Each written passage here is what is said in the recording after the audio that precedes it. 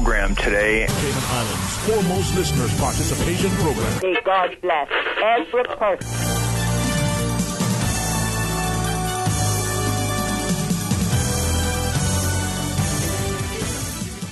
Good morning and welcome and thank you for joining us here. It truly is our magnificent Monday. It's going to be better because we have a chance to be joined with, well, his mother and father agree. His family and friends likewise. He's a handsome, very, very industrious young man, and he'll be helping us to hold the fort this week as we get things off with our friends from the National Weather Service. Please stay tuned for Talk Today. Radio Cayman's Talk Today, the Cayman Islands' foremost listeners participation program. We ask our listeners to avoid statements or comments which are abusive, derogatory, malicious, or defamatory. Do not use any indecent language or make any statement which is false or misleading. Email talktoday@candw.ky or call 1-800-534-8255. Courtesy of Flow, Cayman's #1 network that connects you to your world like never before. Let your voice be heard. Once again, here's your host, Sterling Dwayne Ebanks.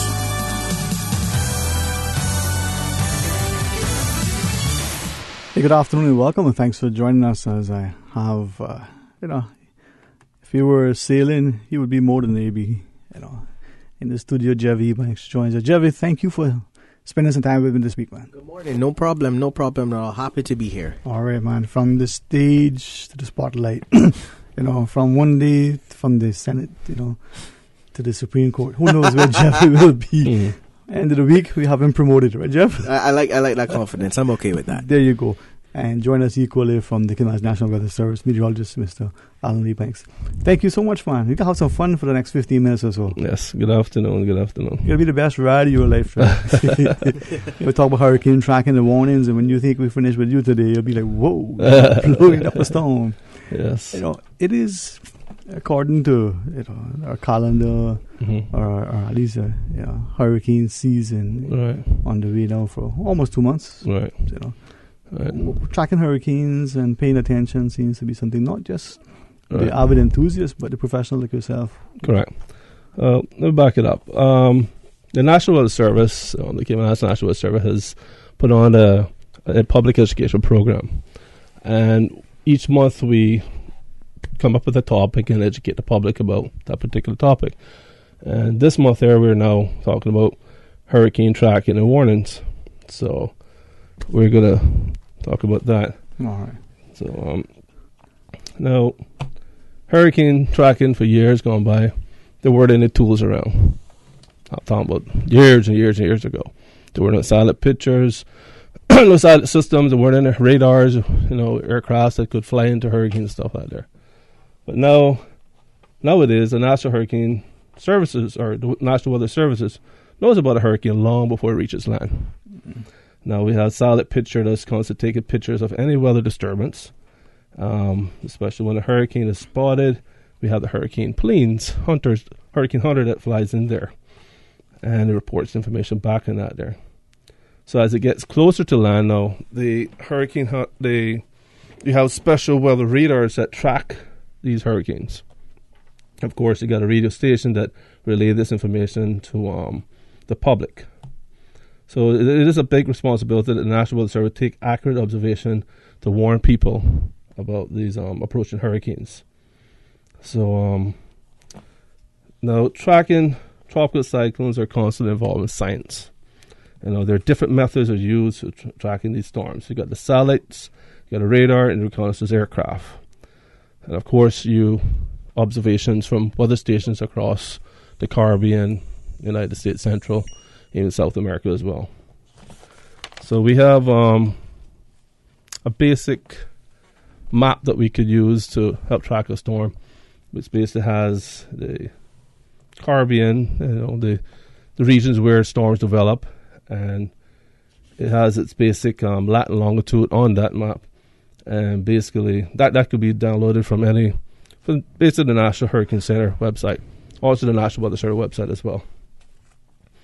Now, based on how that's done, you listen to the radio station, the television, as well for the latest coordinates, and you basically jot the lat and long on it, and you can basically track the path of the storm as it moves along. So, That's one method. And you got the hurricane satellite pictures that we could use to track the storm. And nowadays, recently they were launched the GOES-R.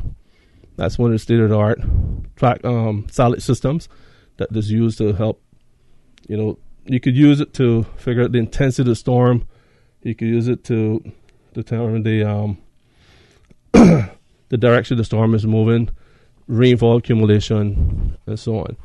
And the Hurricane Center in Miami, they would use this method called the DVORC method. They would take that method and put it over a satellite picture to determine how the storm is developing. So, and you have the weather radars that are used as the storm gets closer to land. You could easily, radar information is gathered with the help to calculate the speed, the direction, and the rainfall prediction of the hurricane. And the intensity, you could determine where in that storm, that massive area of that storm, where the intense winds are at, the rainfall or the heaviness at, and what direction the storm is moving. Right? All right. Jeffy, what do you think about it? I mean, we just report what they tell us, but nobody understands why, eh? Yeah, hurricanes, it's always something that we have to be so cautious about, nobody wants to revisit, events like Hurricane Ivan, but the best way to make sure that we don't go back to something like that is, to be as prepared as we can. And, I think that's why it's so important, for the National Weather Service to come on and educate the public in that way, Yeah. Mm-hmm. No, Alan, from that perspective, we've seen the hurricane hunters, we've seen the pilots and the staff on board. We've had the privilege of speaking to them here in the media. But when you watch those guys and they're going into places most of us would try to avoid if we were in a plane, but they're flying right into it. They're brave. That's what it is. Huh? Couldn't get me to do it. Ain't no money government could pay. Not a chance. Well, these hurricane hunters, as we call them, are air crews that fly into tropical cyclones in the North Atlantic Ocean and the Northeastern Pacific Ocean as well, and they gather the weather data. They have a aircraft that's the WC-130J. That flies in the heart of the storm. In and out, in and around, all around the storm, into the eye wall of the storm, and they drop zones into the system there, and that gathers information back to the temperature, the humidity, the pressure, the wind speed, and direction, and whatnot. And this is the key thing that tells you the pressure of the system. You can't get that pressure reading from a satellite system or a radar, but with that reconnaissance aircraft that flies in there could give you that. And knowing that pressure, whether the pressure is increasing, decreasing, and if it's decreasing, it means it's intensifying. Mm-hmm. So, Jeff? That's interesting because, imagine that conversation, with a wife. She calls, hey babe, are we going to lunch today? No, I'm about to fly into Hurricane Irma. Check you after. It's like, how stressful is your life, But these are people who are risking their lives, to keep the general public safe. She probably saying, did you mind to pack your lunch? or did you pay the bill, take the garbage? Yeah. Or better yet, good riddance. My God. You renew the insurance? So these guys are fairly brave, and they've been doing it for years as well. Yeah. Then you have the NOAA's Gulf Stream. Now, the reconnaissance aircraft flies in and out of the storm, like I say. The Gulf Stream flies way up above it. You have to collect that data from above as well to help, put into your weather models. So to have that Gulf Stream. Like I mentioned, you have the reconnaissance aircraft that do drop zones. Now, ahead of the storm, we want to know what's happened before the storm approaches that area. So we have weather balloons. Here at the National Weather Service in Cayman, we have a weather balloon system department as well. And basically, this balloon ascends up as opposed to drop balloon coming out. Exactly. So it collects pretty much the same information. Now, that information is fed into weather models through the process of assimilation or initialization. That is, that provide initial conditions to forecast. So, in that, the global hurricane models that NOAA's National Hurricane Center specialists use to make their forecast. And it's just every 6 hours. Yeah, I think NOAA probably was the first person to check the weather, he had a reason to. He got a lot of warning, but I think it's, so the balloon goes up. Is it like high-tech remote control balloon, or is it goes up and after a certain temperature it bursts and disintegrates into? Well, the weather balloon, that is all GPS. It's the balloon. It's the balloon that puts about 500 grams of hydrogen into it. Not helium, but hydrogen. Hydrogen's a lot lighter. Okay. And we produce our own hydrogen right at the station here as well. Oh, It's wow. cheaper. I know a couple people must be on hydrogen. They're late. Yeah, so that balloon is filled with explain a lot. hydrogen and is connected to the bottom of what you call a radio sign. Now that's the instrument that do all the recordings for the temperature, humidity, pressure, wind speed, direction, and so on. So that information there is received every second as the minute is released, and it travels to heights of 150,000 feet. That's way out of your regular commercial aircraft traveling. Wow. So that information is very vital. And Oh, it's a long string. How's that? No. How is it recovered? That's what I was gonna.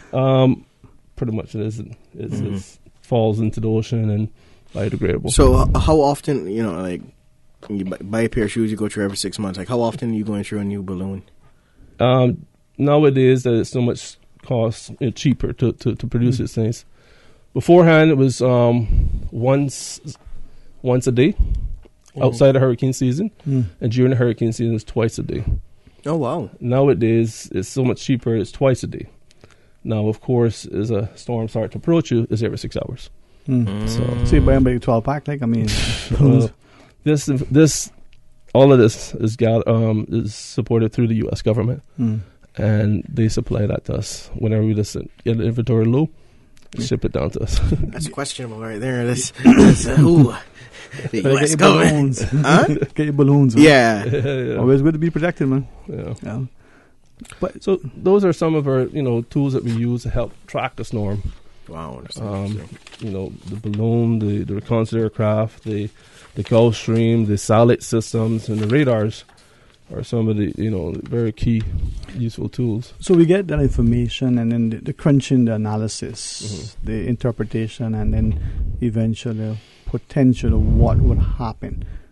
How is that done? Here, there, everywhere? No, all that is all this information is fed into super fast computers in Washington, and basically that's where all the model runs are run. That's spit into a model run, and it's all calculated up, and then it's spit out to us where we could graphically see it. That's where we see our models now. So, like for the U.S. and the Western Caribbean, that information we get comes from there. Yes. And then for the Europe and the one that we use is the GFS, the Global Forecast model data. That's the one we mostly use. And of course, they got tons of other models that are out there too. They got a UK, they got a European, a whole bunch of them. So I was thinking about the other models on the runway, but actually. And then is there, if the European model, for instance, the information that we gather from here, this part of the globe, they have access to that to be able. Yeah, you could go to meta websites that have access to all of these models. We basically have access to them. We download that information and we could interpret all of that there. And there's other websites you could go in that have a host of them as well. So this is what I like about it. I mean, we live here and to see through this public education initiative the amount of potential careers, but also the increasing interest in our populace, from that whether enthusiasts and hobbyists to the avid fisherman, to that person who is planning a serious vacation and is trying to figure out, do you think it's going to rain tomorrow? I'm like, does that look like Alan to you? Weather plays a big role in everybody's life and everything that we do. So like you say, the first thing you wake up in the morning, what am I going to wear? First thing you got to look at is what's the weather doing. The construction man, he's before going to play do his concreting for the day. He's is it going to rain today? So weather plays a big role in everything. Even here, where there is a relay from one month to the at the beginning of the year to the end of the year, there's not significant changes relative to other places. Yeah, it's like four seasons: just hot, more hot, extra hot, and hurricane season. Like I think those are four. I think we can agree those are 4 seasons we go through as a nation. Hot, sweltering, unbearable, and hurricane. All right. Now, I know, Alan, you want to get back to your desk and do stuff. Well, before we go, let's quickly mention about the hurricane warnings. Just briefly, that you have, you talk about a hurricane alert. That what that means is that you expect hurricane conditions to occur within 7 to 2 hours of your station or of your area of responsibility.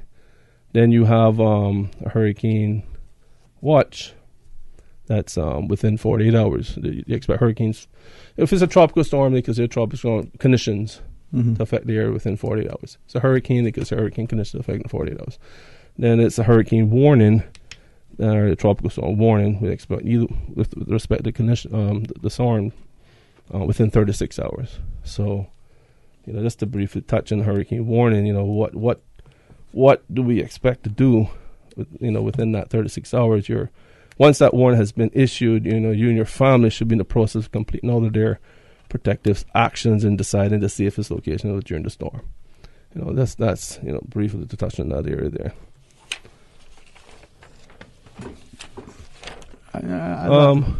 Go ahead. So basically, that's all I want to talk about, the warning part of it. I mean, we just given a description of what the alert phase is about, what to expect during the alert phase, what to expect during the watch, and the warning, and so on. So, the one other thing I would like to mention is just to briefly touch on what they're expecting for the remaining of the season. So that was this is the most update from the Colorado State University there, and they're now expecting it to be far less active. Wow, that's good. Why is that? Because we see early part of the year, and then we see midpoint, we see revisions, right? Yeah. But what has changed since the first part now? Well, what they're very briefly, what they're looking at is that there are cooler water temperatures in the regions in which the storms will be developing. So they're not seeing that warming up as quickly as they expect. And then there's an increase in wind shear. These are two factors that hamper the development of the storm. Because I could very much well be wrong, but I remember hearing that we were expecting a very active hurricane season, just, because Cayman hadn't had an active hurricane season in so long. So to hear, to have that expectation of, something might happen, to be able to go back to safety and like, no, expecting far less, I think that is generally very comforting to the rest of the public. The thing about it is that at the end of the day, they might start off saying it'll be an active season. Later on, it's a less active season. But one key thing we always remember in regards to the forecast, it only takes one storm to clean lives and property.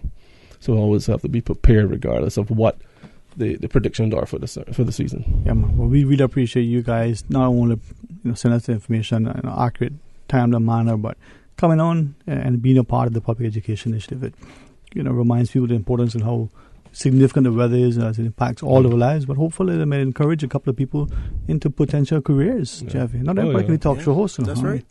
Yeah. Over the last year or two, we've been having a lot of interns. Very, very interns that come in that are very serious about joining the National Weather Service, and that's a plus. Very encouraging, man. But you guys make it, very attractive as well. Yeah. Thanks very much. The professionalism, I even have friends who that's what they like to study, but mainly because they want to study like pilot. Airplanes and stuff like that, and so initially they want to understand the weather and the circumstance. But I think it's something that people need to look into. It's not just banking, it's not just financial services. There's so much things you can do. All right. Well, thanks again, Mr. Ebanks. Thank you very much. Enjoy your week, man. Yep. Stay dry unless you want to rain. Well, thank you very much, and we'll come back on the next time we have another update. Yes, we're looking forward to it. Well, when we come back, Javis stays with us. We'll talk about certain things. He'll give us his recipe for the best, fish dinner. But I don't know. We'll see. 1-800-534-8255. Stay tuned for Talk Today. Hi, I'm remodeling our bathroom. I have a few questions. Sure. What are some ideas to make my bathroom feel larger? How do I know if I'm picking the right vanity? How do I choose a new toilet or a new countertop? Also, the lighting is terrible. Can I put a window or a skylight? And do I really need an exhaust fan? You've come to the right place. At Brand Source, we custom design kitchen and baths, and our talented design team can help answer your questions. Whether you're looking for a modern, functional family bathroom or a luxurious personal retreat, we'll help create that beautiful space that makes your home yours. And if you're in a rush for a new look and have a limited budget, our ready-to-install bathroom vanities, built with solid wood and countertops of the finest materials, are a quick and easy remodeling solution. For the very best in custom-designed kitchens and baths, visit Brand Source Home Gallery on Dorsey Drive, Industrial Park, Cayman's new kitchen and bath center. Nursing, education, social work, media studies, hospitality, electrical, plumbing, AC. Wow, I didn't even know that the University College of the Cayman Islands offered all that. Yes, all that and more, as well as event management and QuickBooks. They also did customized training for our staff last month. Hey, didn't your son just graduate from high school? Take him so he can apply for the fall semester. Pursue your academic and professional goals at UCCI. Admissions are ongoing. Classes start August 27th. Visit them or call 623-8224 to learn more. Optical Outlook is so wicked. They're brilliant. Tremendous. So hot. They're awesome. Yo, them cool. They're sweet. Just ice, mate. I love them like cooked food. Head to Optical Outlook and find many designer brands for men and women. Sun safety and eye health care never look so good. They'll be able to help you find the best fit for your face and budget. Call 746-2020 and book your eye exam today. Come see the difference with Optical Outlook and make sure to follow them on Facebook and Instagram. Talk today. But I do have some questions. Talk today. Cayman Islands' foremost listeners participation program. Talk today. Because there are more questions than answers. What the public is saying. Waiting to take your calls right now. Sterling Dwayne Ebanks.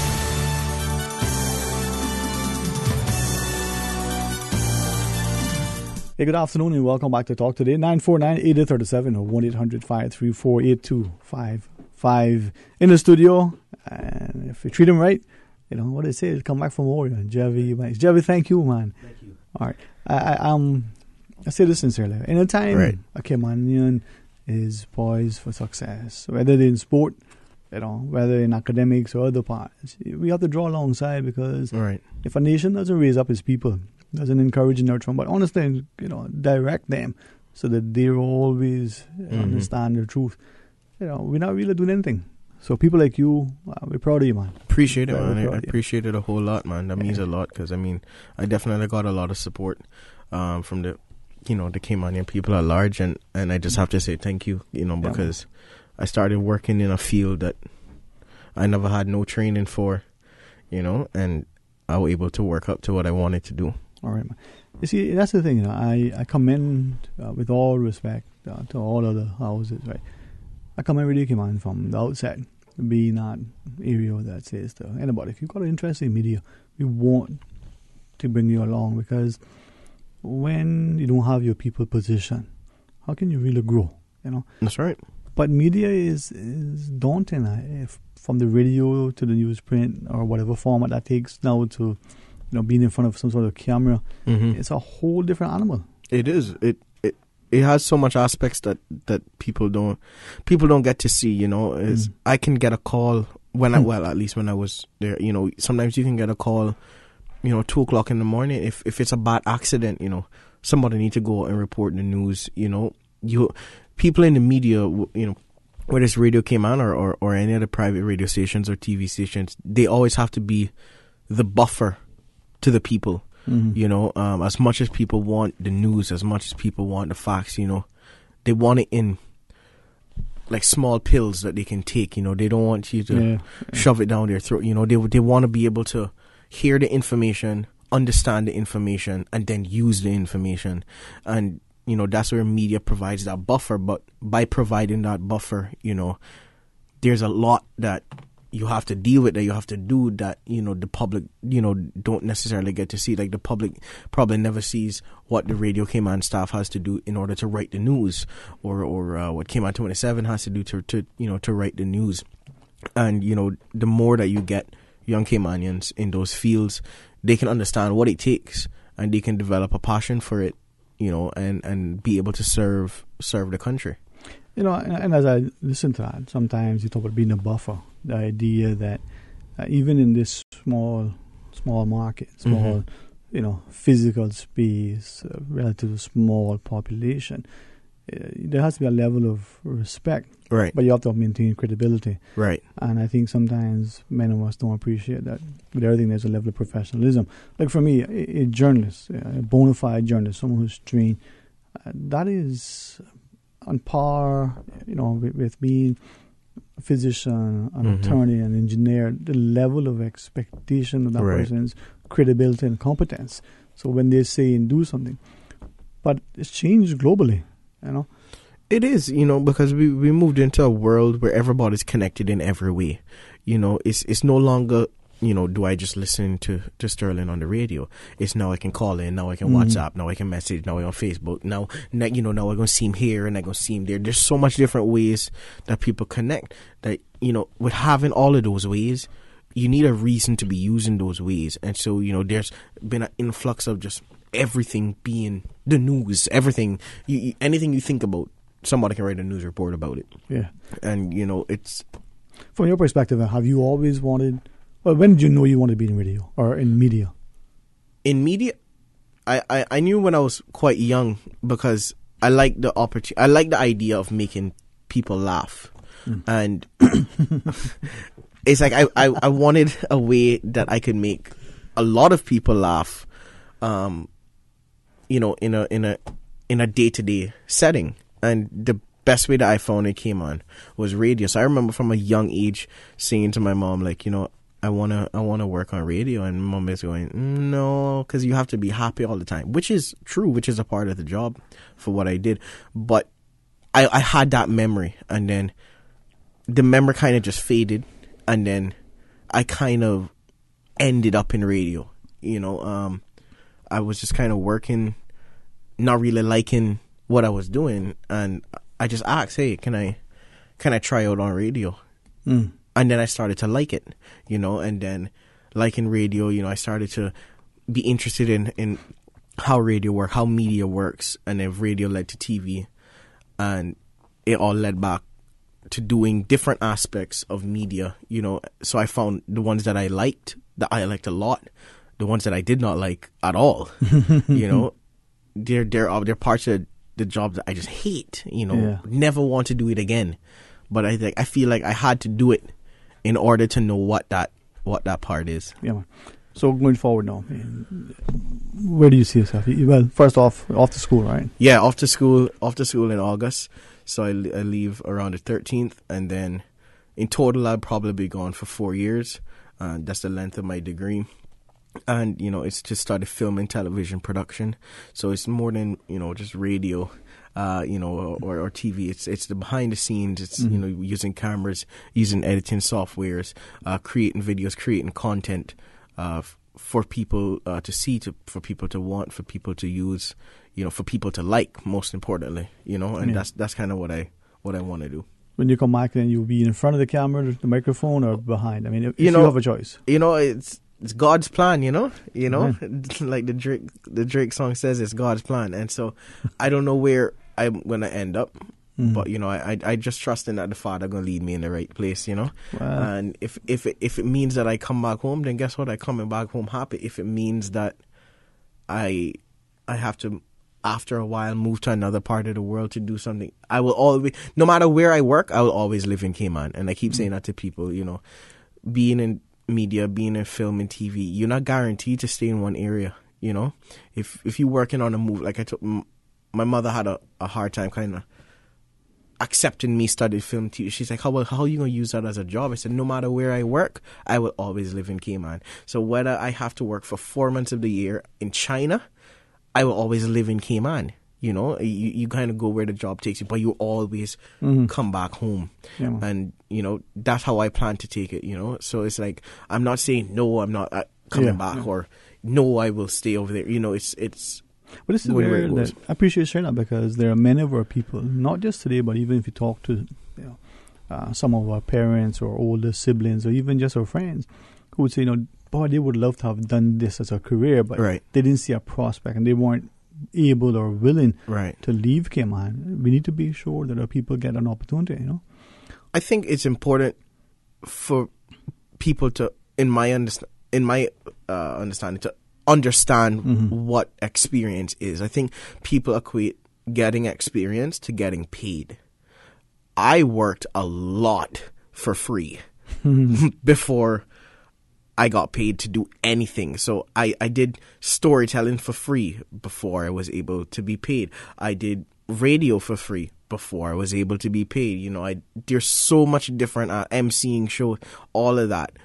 You know, I learned that from my parents, you know, that sometimes, or a good amount of the times, you know, you have to work for free to show that you're worthy to be paid. You know, and I think that's what I want people to understand. You know, I think people see people on radio, on TV, in the media or on social media and think that you just get up and you get paid. No. You gotta pay your dues on that. You gotta pay your dues. You gotta show people why you deserve to be there. You know, it's not just a matter saying, I deserve to be here. Yeah, you have the right to be there. But not because you have the right to be there mean you deserve to be there. You know, those are two different things. All right.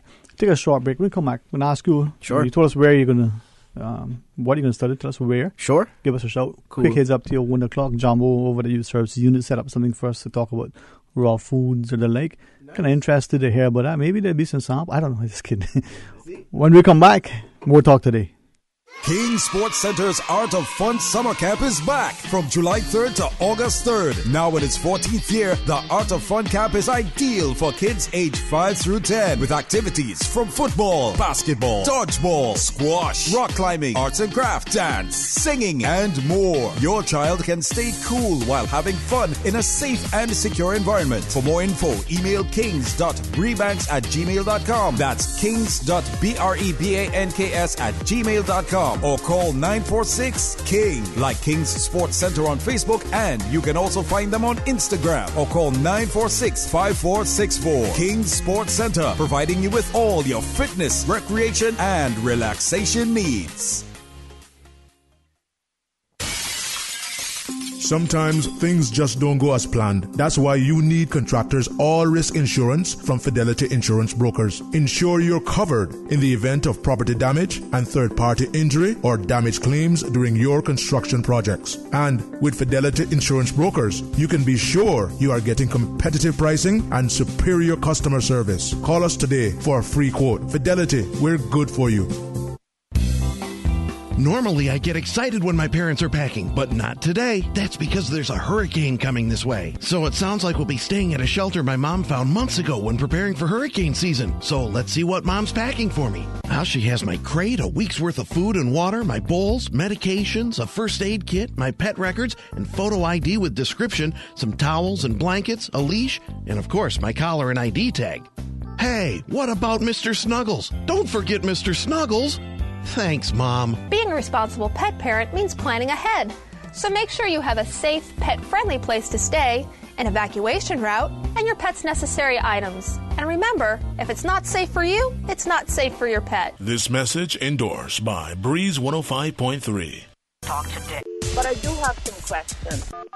Talk today. Cayman Islands' foremost listeners participation program. Talk today. Because there are more questions than answers. What the public is saying. Waiting to take your calls right now. Sterling Dwayne Ebanks.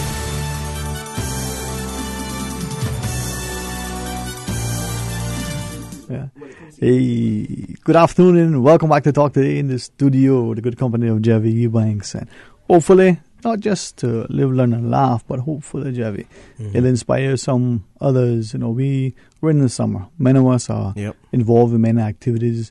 And if there are some students, whether they're in college, whether they're just entering high school, but hopefully their parents can start to speak to them about other career aspects, but equally about persevering and pursuing that passion that they have, you know. That's important to have the parental support. One of the most important things ever. Without question. So film and television production. Yeah. Where are you going to go study? The University of Bradford in Bradford, UK. So it's about 3 hours away from London and about an hour away from Manchester. And how many hours from Cayman? 14 hours in total. Yeah, 11 hours flying and like another 3 or 4 hours. But it's shorter coming back. No, I wish. They had to change my ticket the other day.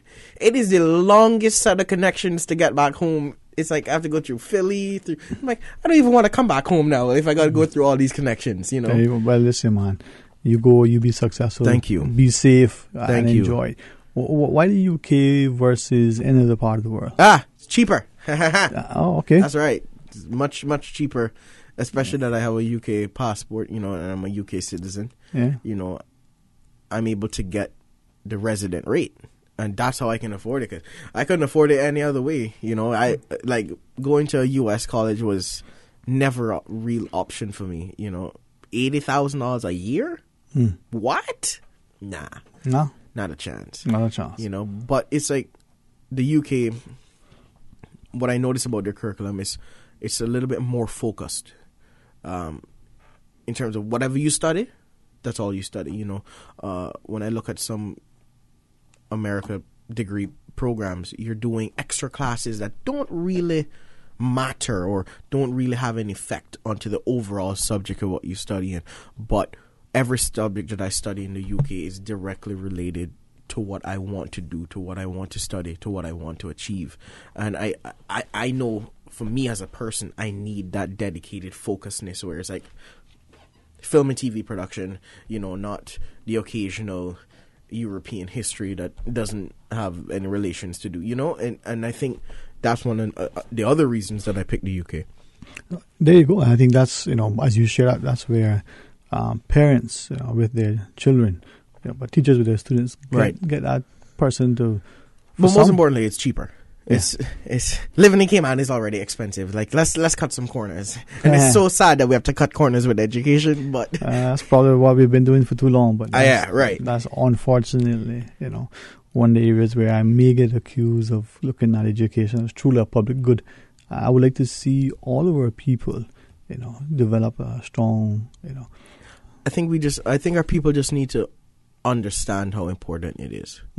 Because if you don't understand how important something is, then you won't put effort into it, you know. I remember when I first did my degree plan with UCCI, and I started very good, and then, you know, second year it kind of dropped because the focus shifted, what was important shifted, and I needed to, you know, struggle for a bit to realize, the education is important, and then come back to focus, you know, to go on again. And I think that was a great life lesson for me, you know, staying home and experiencing that mistake at home as opposed to experiencing that mistake abroad. And that's the thing too. I think for some of us, you know, we need to get off to school as soon as we can because we won't go. But for others, we need to be here for a while, or wherever here is, you know, in their home for a while to get a little bit of life experience, to get a little of an appreciation for why that education is there. They're not going away only to enjoy being away. They're going away because there's a life goal, there's a plan. And when they come back, especially in nations like Cayman, they need to come back and take what they have gained and apply it for the betterment of the society. As a person in the media, you can not only influence, you can inform. Right. Well, I was thinking about that, looking at our media to some extent. Sometimes I think back to people like, you know, historical figures like, say, Walter Winchell, for instance. Look at other people even in today where we take and we report something, and I have to ask, just looking at the media, whether here, but specifically here, is it deliberately malicious? Is it just a case where we're not professional, we're not respectful? We put things in headlines, we say things on the radio, we, you know, present an image on television. I'm not sensitive to. I don't think that any media house intentionally goes out of their way to be deliberately malicious when doing a news report. I worked in news for a short time, and, you know, whilst I might have had differences within the office, I never felt that there was a gene of disgenuine, or is disgenuine a word? Probably it might not. be no, yeah. I don't. It might be a word. No, I didn't feel like there was any misguided intentions when it came to informing the public. Yes, I know that there are moments when you can look and say, well, that doesn't look right. But from working in the news, I know that news companies, the media houses, go to a good extent to cover themselves because, they want to report what's true. But in order to report what is true, you have to report what you can prove. And that is a big aspect of news. What you and I may know to be true, we might not always be able to prove it. And when you're reporting news, if you can't prove it, you really shouldn't report it, because what happens if excuse me, if I put out a news report and it shows me as the journalist for the news report, and someone reads reads the report and go, well, Jeff, where do you get this? I can't just come to you and say, well, I had a conversation with such and such, and that's how I know it's true. You can say, well, I need to see the proof. And I think that's where news sometimes is seen as a disservice to the public. But I think there needs to be an understanding on both sides, I don't think that any media house goes out of their way to be malicious to the public. The people who I work, they view it as an obligation to be true. They view it as an obligation to get the facts. I think that's what comes down to those who are, as I said earlier, whether it's an engineer, the accountant, the lawyer, the doctor, there's a level of professionalism. Right. And those people who are journalists, trained bona fide journalists, will make sure that something is verified. They can trust it. There's this element of credibility, and then they can competently, produce it. Not only that, when I look at a story, I think, how does this affect the community? Not to say that if I say, oh, well, this is going to be dangerous to the community, I won't report it. No. But it may affect how I report it. If it's a sensitive topic, you have to treat it sensitively. If it's a serious topic, there are ways to address serious things sensitively. And I think that's what the media tries to accomplish. They don't always get it. Nobody is perfect. But I honestly don't believe that people are purposely being disingenuous, when it comes to reporting news. There are a lot of things that I see in the news I don't necessarily like that's another thing. You have to look at it as a reader or as a viewer, and then you have to look at it as a journalist too, and when you're not looking at it through those clear scopes, that's when things start to seem fishy, And you know what it's like being in the media. There are a lot of times that we get stuff that we just not that we can't give it to the public, but there's a time and place to give it to. You get emails that are embargoed or topics where it's probably best if I hold off and do more research instead of being the first. Yeah, it's good to be first. That's where I differentiated with a lot of things in terms of like news. News is supposed to be news. It's supposed to be something new that you didn't know of. But as a citizen, I would rather see the story tomorrow and it has all the facts than see it today and you broke the story but I don't have much facts. But that was just me as a personal person. But as a journalist, I understood it needs to be out as soon as possible. It's as you shared, and I think this is where hopefully as the public becomes better informed of their role to keep society in check, to be that active member. So whether that's so important, man. I remember doing news reports. We have to do these things called MOS, it's man on the street interviews, and doing man on the street interviews with the things that I hated the most, because it was so hard to get people in the public, to say something. Even when I was on radio, to put my phone to someone's mouth to record them saying something was a big deal. So imagine what it's like standing up with a camera and a microphone. People aren't down for that, and it becomes hard to report the news if it's hard to get interaction. And it changes too if that person is willing to share something with you, right, without it being recorded in some format. All of a sudden, when they know that this thing is going to be recorded, they change what they're going to say, how they're going to say it, if they're going to say it. Well, when we come back, take a little news break. Sure. We'll take about half an hour or so. Sure. We'll talk to something that our youth services unit set up for us, and then we'll have some more conversation with just Jevin one. So please stay tuned for Talk Today.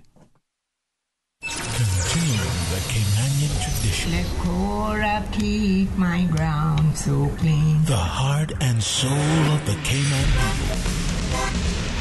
Thank you for keeping the culture alive. Let's read the news every day. From East End to Georgetown, down into West Bay. Radio Cayman in the Cayman Islands. Radio Cayman. Radio Cayman's newsroom. These are the biggest stories right now. A 28-year-old Bordentown man faces the court today, answering to a number of charges in relation to a wounding and abduction incident on Birch Avenue in Georgetown last Thursday, where the man confronted a man and woman inside their home, stabbed the man, and assaulted the woman. The woman ran to a neighbor's, but the man followed her, assaulted the neighbor, and took the woman away by car. The 28-year-old is being charged with assault, actual bodily harm, common assault, aggravated burglary, and damage to property. Good afternoon, I'm Dion Anglin with your headlines in news elsewhere. Voter turnout is high in Zimbabwe's first general election since long-serving ruler Robert Mugabe was ousted. Foreign observers have hailed the election as an opportunity for Zimbabwe to break with its repressive past. The presidential election is expected to be a tight contest between the incumbent Emerson Mnangagwa and his main rival Nelson Chamisa. Parliamentary and local elections are also taking place today. Firefighters have made some progress against California's deadliest current wildfire, which had been getting larger. The Carr fire is now 20% contained, up from 5% on Sunday, when wind and dry conditions were causing it to grow. It is one of 8 major wildfires currently burning in the state. The fire has killed 6 people so far, including 2 children and their great-grandmother. And tributes have been paid to 3 former stars of the wrestling world who died on the same day this weekend. Brian Lawler, Nikolai Volkov, and Brickhouse Brown all passed away on Sunday, aged 46, 70, and 57 respectively. That's a wrap of your headlines. I'm Dion Anglin. Radio Cayman, the voice of the Cayman Islands. What's happening in your community? News and information, music and more. You can find us. www.radiocayman.gov.ky. Like us on Facebook and follow us on Twitter. Radio Cayman is your choice, your voice for today's biggest news. Radio Cayman.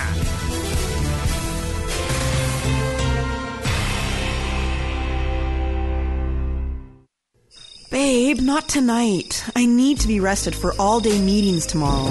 What are you talking about? I was almost asleep. You keep poking me, and I can't sleep. That's the mattress spring I keep telling you about. Not me. We really need to get a new mattress. Tossing and turning, back hurting, can't sleep? It might be time to turn in your old mattress and go to bed with a new one. Browse the huge mattress showroom at Brand Source Home Gallery and pick the perfect mattress today. With mattresses to suit every budget, Brand Source Home Gallery stocks a wide selection of sizes and styles like pillow top and gel memory foam. So stop tossing and turning and sleep better tonight with a new mattress from Brand Source Home Gallery, Dorsey Drive, Industrial Park.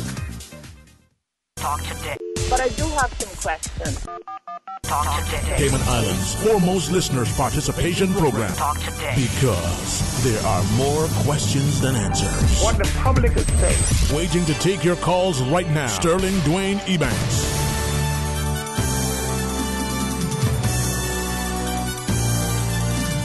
Hey, good afternoon and welcome back to Talk Today. And join us for the next 30 minutes or so where Jevin and myself have a chance to, learn something. As I was sharing to you, Jevin, just beforehand, the Youth Services Unit continue to do a lot of good things, not only through the Youth Flex program, but specifically. And Jambo reached out to me and I say, Jambo, you sure I can sit down there? He said, yeah, man. I say, no, I better make it be first. Afternoon to you, man. Yes, man. Greetings. How you doing? Good, man. I had a chance to look at some of the videos Jambo said, but always think, when you present something new, is it best for you to look at it first or give the guest a chance to set it up?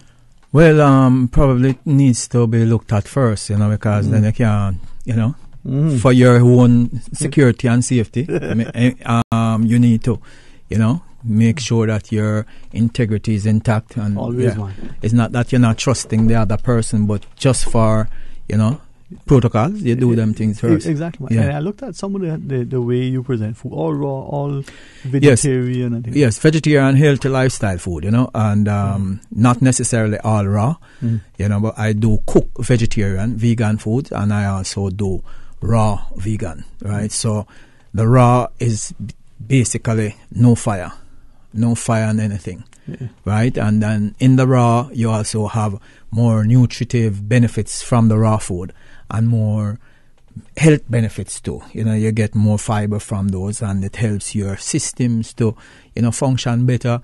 You also have it cleaning the intestines and making sure you have the right bacteria in the intestine and get rid of some of the things that you don't need inside there.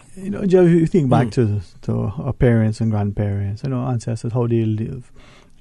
Even go back to the scriptures. You think of the story when, the three fellas went to the king and said, "Listen, you go and feed your people your thing. Let us eat our thing, and in a short time, let's see who look better, right?" Yes. And just for those who don't follow that, just think back to our parents, how they would eat.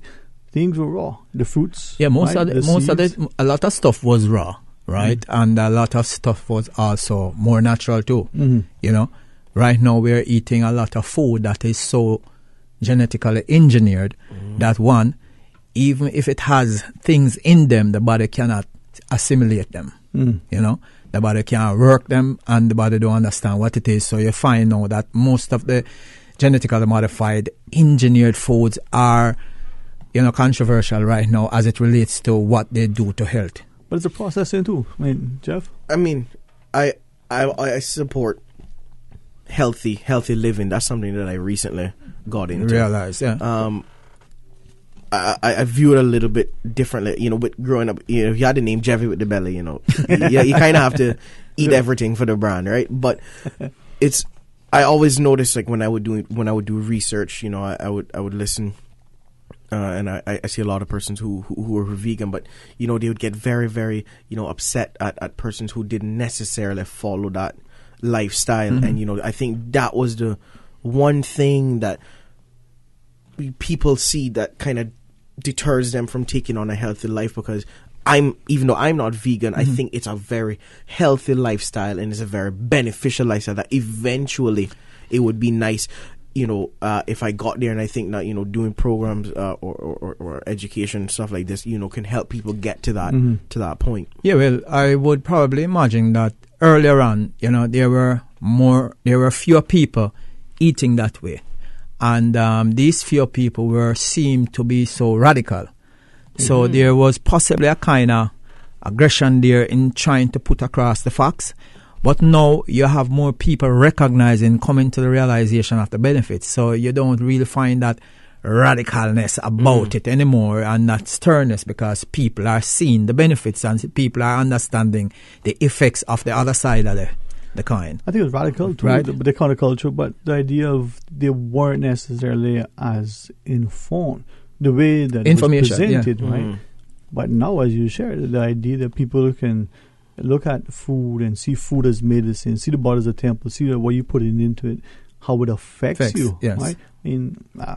Think back to us having friends from other parts of the world, or even our neighbors, even our family members. Sometimes they eat something and it doesn't agree with them, as we say. It may make them ill. Yeah. Eventually they find out, I have an intolerance and an allergy. And you find that basically anywhere with anybody, really, because you have some people, they could eat callaloo and it upsets them. And 10 more people come along and eat callaloo and it doesn't upset them. It just depends on the person, the individual personal body chemistry, basically, and their makeup. The one thing I really respect about the vegan lifestyle is that everything is all natural. There's no hormones added to it, and so. And like for me, I have friends who are vegan, who are vegetarian, who are pescatarian, or who eat meat. But the one thing that we try to always find, no matter what we eat, is where is it not when it's natural, when it doesn't have the hormone, and that's the something that I really respect, from the vegan, and the vegan you lifestyle. Also have to be very careful too, as it relates to seeing something marked natural, right? Because it depends on who is defining natural, right? Natural can be something that comes from an animal. Like right now, there are drinks out there that are flavored with natural flavorings. Mm-hmm. But the source of that natural flavoring is something else. You have drinks on the market today that is flavored with badger's urine, and that's natural. That is because natural. It came from a natural source. Right. So, is it okay for me to assume that you are vegan? Yes. Well, I am mostly vegan. I'm about 99% vegan. Okay. Yes. The one vegan when it's not vegan. Yeah. Right.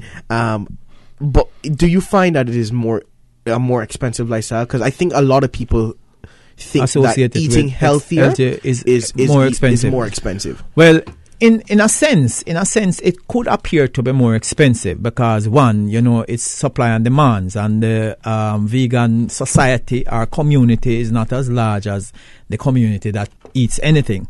So when you put out the vegan material, then you want to put the price on it and get what you can make something from it, right? But in the long run, let's say call it for now the meat eater diet, all right, or the carnivorous diet, you'll find that will become more expensive in the long run, because then you're talking about doctors and pharmaceuticals and treatments and medications and all of that eventually.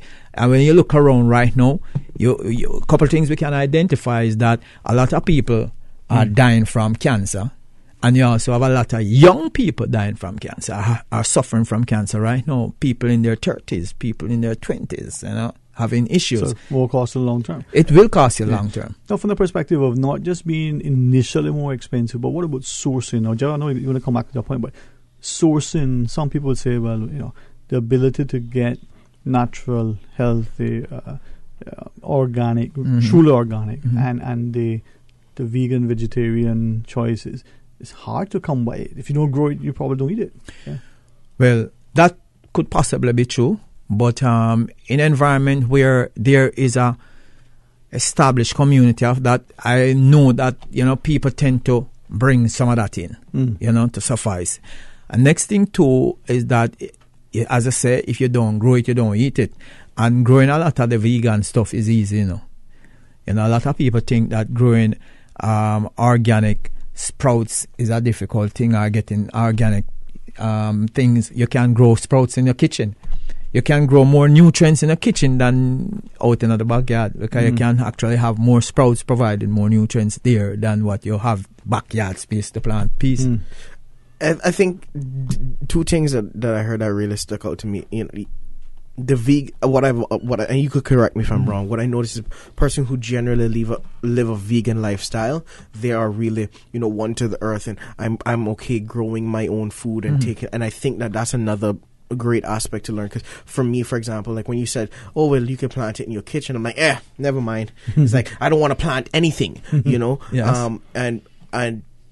But if there's a vegan option or a healthier option or a more organic option, that's where I opt to get. But I gotta say, thing that I really because of the convenience. Because of the convenience. Yes. Yeah. Also, and I don't like gardening one bit. Like it's like it's I'd rather pay somebody to garden. Here, garden for me. Just it's like a mechanic. I don't know nothing about my car. Just take the keys, fix it, give me a bill. That's kind of my mentality with some stuff. But what I respect about you, sir, I gotta say this, man, is I've had conversations with persons who live a vegan lifestyle. When they found out that, well, I don't necessarily live a vegan lifestyle, it was a matter of offense, a matter of, well, because you don't live a vegan lifestyle, you are a killer, you're gonna go to hell, you're all, all of these. Oh, am I allowed to sit on radio, Cayman? Yes, did, man. Don't worry, man. All right, sorry about that. But, I appreciate being able to have that sit down and have a talk to reason. Man, that's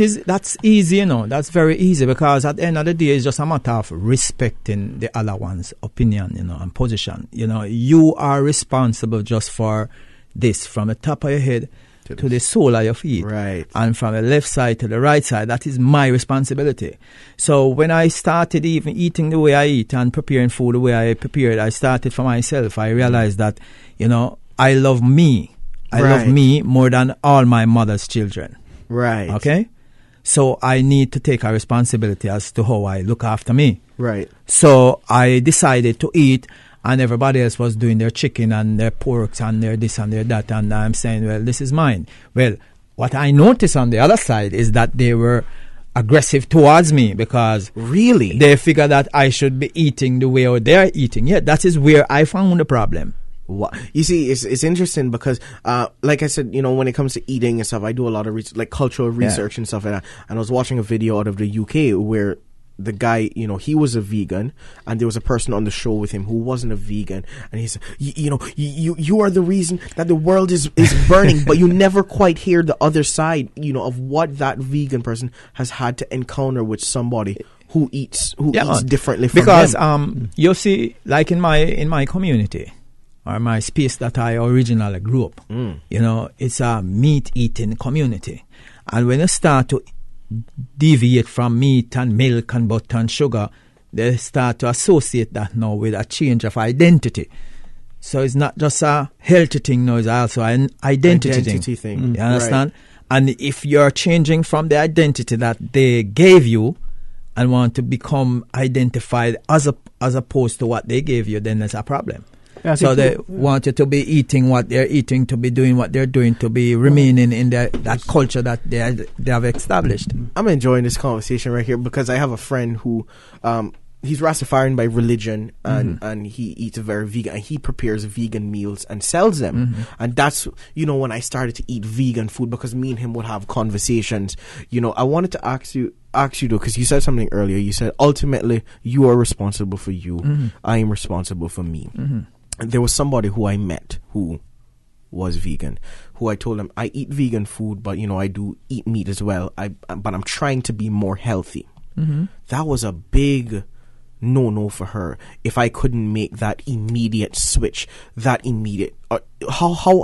you respond when someone says, "Well, I respect that you eat that way, but I still choose to eat"?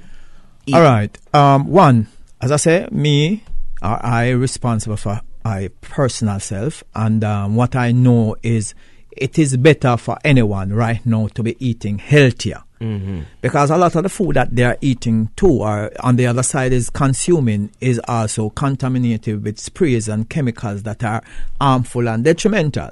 So now I would really love to prefer to see my brother and sister eating a healthier meal and living a longer life and a more higher quality of life, as opposed to just being hard-headed and still continue to eat the thing. But it's not that you're going to beat that person over the head. Because you can't change it like that. I respect that. You understand? You have to culture that over a period of time. You understand? You're a friend. I'm sure that you used to eat, look into importance, boy, you can't eat that. Oh, you eat that? I'm saying, try it now. And you never tried it the first time, but later on you tried it. And when you realize that, wow, how it looks is not how it tastes. And it tastes good. You probably tried it again. And over a period of time, you've been trying more of what he prepares and finding that, yes, I could eat this. When I cook without salt, people say, how you cook without salt, how you eat without salt. But when you combine the food and you use the other things to make alternatives for the salt, you don't miss the salt. And I'm saying, boy, it's so it tastes. Yes. Now, before we go to the break, you shared your 99%. Huh? You said you were 99%. Yes. Yeah. What's the 1%? All right. The 1% is that I cater for people from fish up to vegetarian. Right. So I still pescatarian. Still do fish. Yeah, I still kind of dabble sometime with fish. I think I do a really mean fish too. Yeah. Yeah. And I personally was total, but because of the catering and everything, sometimes you have to, So I kind of use fish and tofu now to transition people over. So sometimes I'm into fish. I want to talk about that when we get back, because that was just one single objection that I had with the vegan lifestyle. Is like the tofu, right? It's like, if I go eat lettuce, just tell me that I eaten lettuce. Or if I go eat a tomato, tell me, but don't tell me that, well, it's beef and it tastes like beef. No, I want to eat the beans. I want to eat it, how it's supposed to be. You know? Yeah, like if it's a bean burger, tell me, hey, this is a bean burger, and I'm gonna enjoy it. Yeah. But don't tell me, it's a vegan beef burger. No, tell me what I eaten. Yeah, man. Well, we'll come back. They'll tell you about it. Stay tuned. Nursing, education, social work, media studies, hospitality, electrical, plumbing, AC. Wow, I didn't even know that the University College of the Cayman Islands offered all that. Yes, all that and more, as well as event management and QuickBooks. They also did customized training for our staff last month. Hey, didn't your son just graduate from high school? Take him so he can apply for the fall semester. Pursue your academic and professional goals at UCCI. Admissions are ongoing. Classes start August 27th. Visit them or call 623-8224 to learn more. Did you hear that Vant Motors has your sale going on now? And you get your choice on the money you'll save on your new car or truck? My sale? My choice? Really? Yeah! And they have lots of cars on sale. Some up to $7,000 off. Sounds pretty good. It gets even better. You can choose to take the full discount or you can get some or all of it as cash back. Extra cash back would be great. Exactly! And you can even use the savings to extend your warranty or service plan so you'll drive worry-free for years longer. Another good idea. If you want to upgrade with something like a new roof rack or backup camera, you can choose that too. Wow, I get to choose? Yeah, that's why it's your sale, your choice. Going on now at Vant Motors on Walker's Road. The time is now. While The stocks speed last. is here. March to the beat of the mobile revolution with Flow 4G LTE and a prepaid mobile combo plan. Activate a Flow prepaid mobile combo plan to get calling minutes and data in one convenient package. And every plan comes with double data. Enjoy the proven best overall experience in Cayman with a Flow prepaid mobile combo plan. Now with double data, coverage, value, speed. Flow 4G LTE. Always connected, always faster. Visit discoverflow.ky. Terms and conditions apply. Nursing, education, social work, media studies, hospitality, electrical, plumbing, AC. Wow, I didn't even know that the University College of the Cayman Islands offered all that. Yes, all that and more, as well as event management and QuickBooks. They also did customized training for our staff last month. Hey, didn't your son just graduate from high school? Take him so he can apply for the fall semester. Pursue your academic and professional goals at UCCI. Admissions are ongoing. Classes start August 27th. Visit them or call 623-8224 to learn more. Don't forget to tune in every Monday through Friday for the 7 a.m. news, brought to you by Cayman National Bank, proudly serving the Cayman Islands since 1974. Visit Cayman National Bank today for all of your financial needs. Talk today. But I do have some questions. Talk today. Cayman Islands' foremost listeners participation program. Talk today. Because there are more questions than answers. What the public is saying. Waiting to take your calls right now. Sterling Dwayne Ebanks.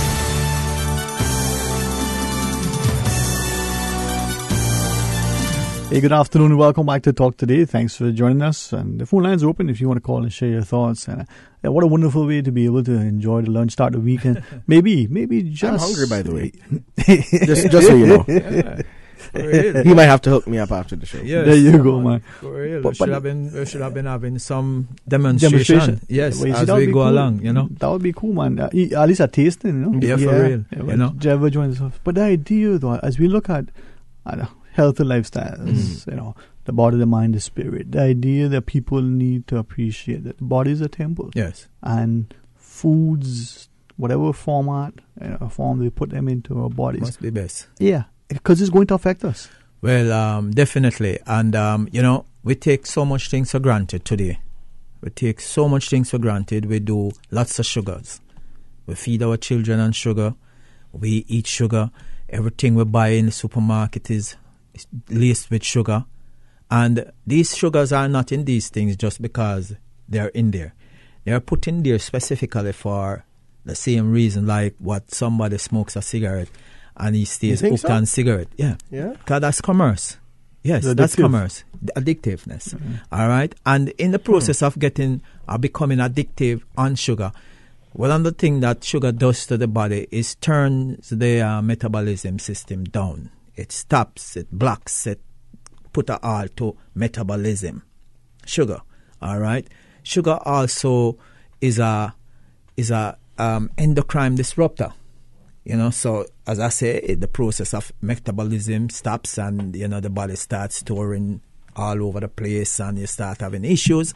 And then a lot of the foods too have other endocrine disruptors that create other problems, you know. And the endocrine system actually is the glandular system of the body that deals with all the regulation, the burning and the respiration, the circulation and the expiration and the elimination of things, you know, make things happen.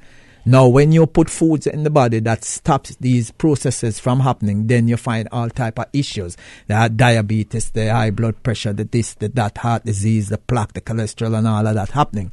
And people are buying these things without any real serious knowledge as to what they are consuming. Mm-hmm. You know, things like bread. You know, you have a simple bread. You know, it is said that, you know, people pray, they say, give me this day our daily bread, and we buy this bread. We buy them white, we buy them sliced, we buy them hard, we buy them brown, we buy them all kinds of way. And a lot of these bread carry, you know, not just flour, water, a little oil, and some baking powder or soda.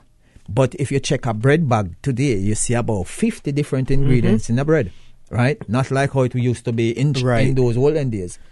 Now, you would want to know that there are things in the bread that is so carcinogenic that this product, this ingredient in Europe is banned in coming in contact in any container that bread or food goes into.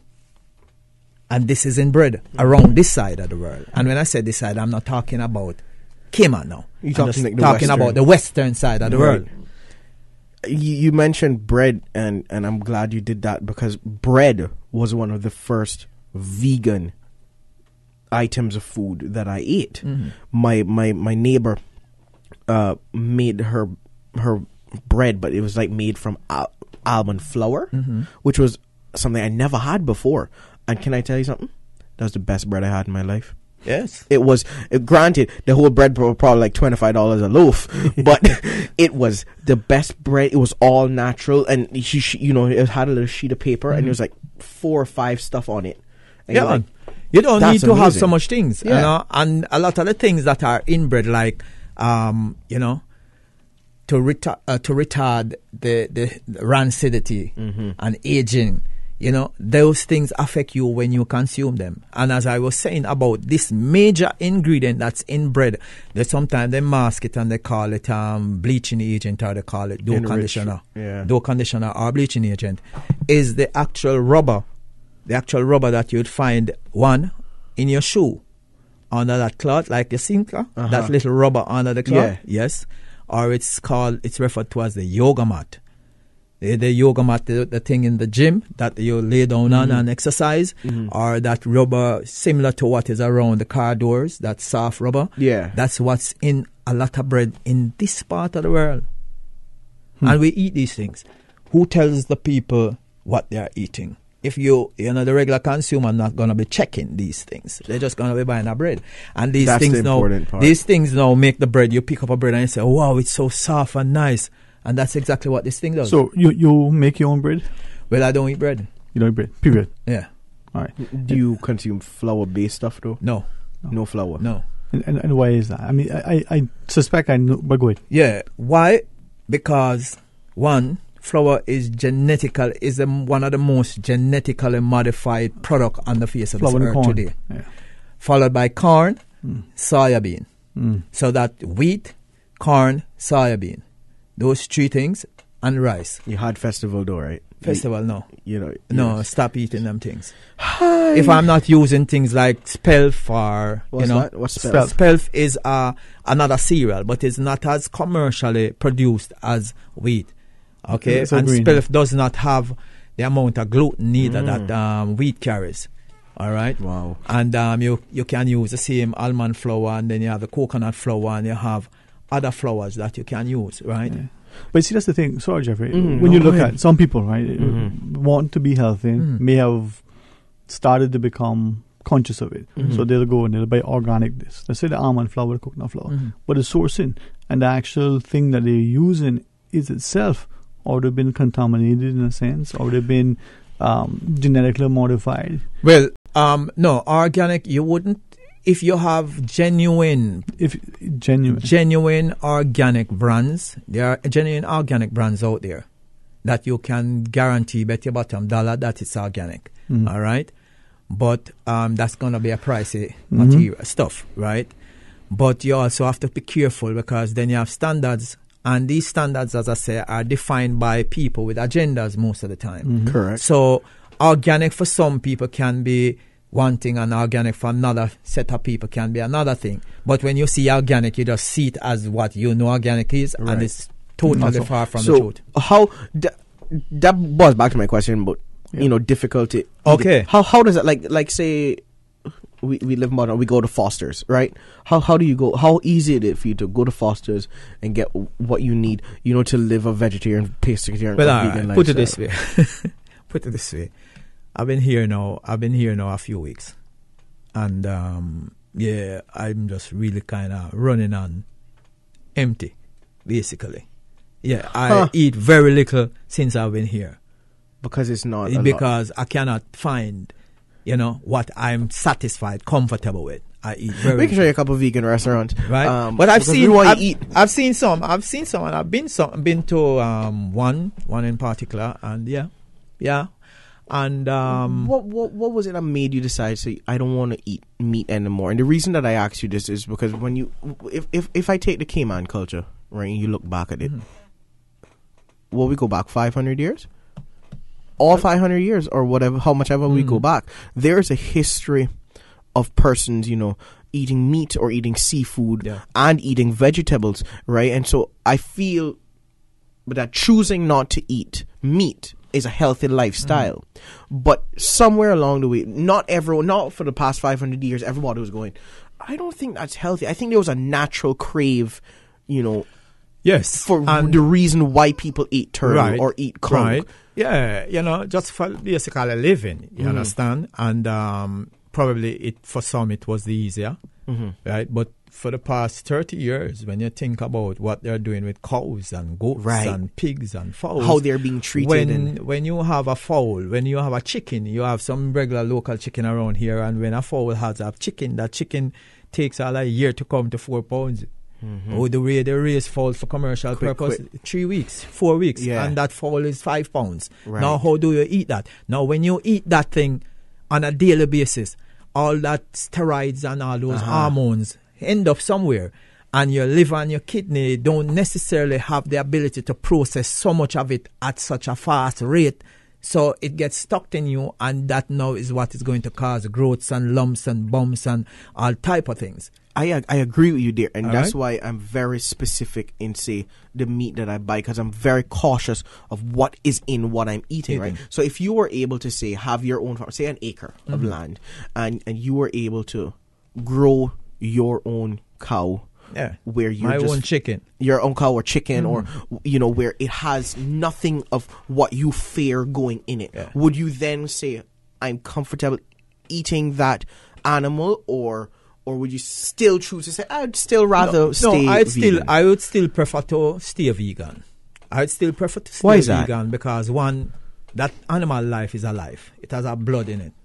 It's alive. Aha, okay. You understand? Right. And taking that life from my life, I don't think I need to do that. Secondly, from a scriptural level too, we were told that we were given the herbs for meat. Genesis tells us that you're given the herbs for meat, and the cow is flesh. So we don't necessarily see where we have to eat the cow and prevent the cow from not having its life to stay alive, because there is enough meat out there which is vegetable, plants, plant-based, for me to eat and to maintain life. All right, man. Listen, man. Thanks, Jeffy. We can chat about it, and this is a good preview of what we could look like when we decide to eat and be conscious of the temple. Yeah, man. All right. You mean me? It's something good. Look like. Hey, thanks very much. Yes, man. All right. Let's pause. Okay. Yeah. That's it. Yeah. I just want to say thanks for passing through, and thanks for the Cayman people to accept me and welcome me the way, and my friends, Jamo, Rennie, and everyone else. Yes, cool. Jamo is I love this. I got to be real with you. I love this conversation. I like eating healthy. Yeah, especially around lunch. Yeah, thank you. Just Dwayne keeping me hungry out here. There you go, man. All right, we're gonna pause and take a break. When we come back, Javi stays with us, so we ask you to come back. We are Radio Cayman, and this is how we wake you up in the morning. Praise time on Radio Cayman. Sing your praise to the Lord. Come on, everybody, stand up and sing one more. Hallelujah, give your praise to the Lord. We are united in Jesus Christ. We Weekday mornings from 6 until 6:30. There's a meeting up in heaven. Roll call. He's a name in the Lamb's Book of Life. Roll call, brother, sister. Roll call. If you don't stop shouting, if you don't stop dancing, we're going to put you out of our church. Praise time. Jesus in the morning, yeah. Weekday mornings from 6 until 6:30. Your song flow through my lips. Your work move through my hands. Your thoughts stay on my mind. Live in me. Country classics. Well, I was born to coal miner's daughter. On the road again. They're gonna put me in the movies. Papa Top again. Out in the West Texas town of El Paso. Because you're mine, I walk the line. Well, I love them in Country classics. young love, first love. You never count your money when you're sitting at the table. If you enjoy classic country music, come hang out with Radio Cayman this Saturday, 3:30 to 6 p.m. In the Mississippi cotton picking Delta town. This Saturday afternoon, following American Country Countdown, 3:30 to 6 on Radio Cayman. Just walk on by. Wait on the corner. Country classics. Radio Cayman, maintaining the innovation. On a daily basis, making it easy to connect with you, our listeners. Add us to WhatsApp today, 925-3261. That's 925-3261. Radio Cayman. Send a text or voice note. Can I send a request, please? You don't really have to ask us. Just send a request. This is a shout out to my ex. Radio Cayman, the voice of the Cayman Islands. Radio Cayman, maintaining the innovation. Talk today. But I do have some questions. Talk today. Cayman Islands' foremost listeners participation program. Talk today. Because there are more questions than answers. What the public is saying. Waiting to take your calls right now. Sterling Dwayne Ebanks.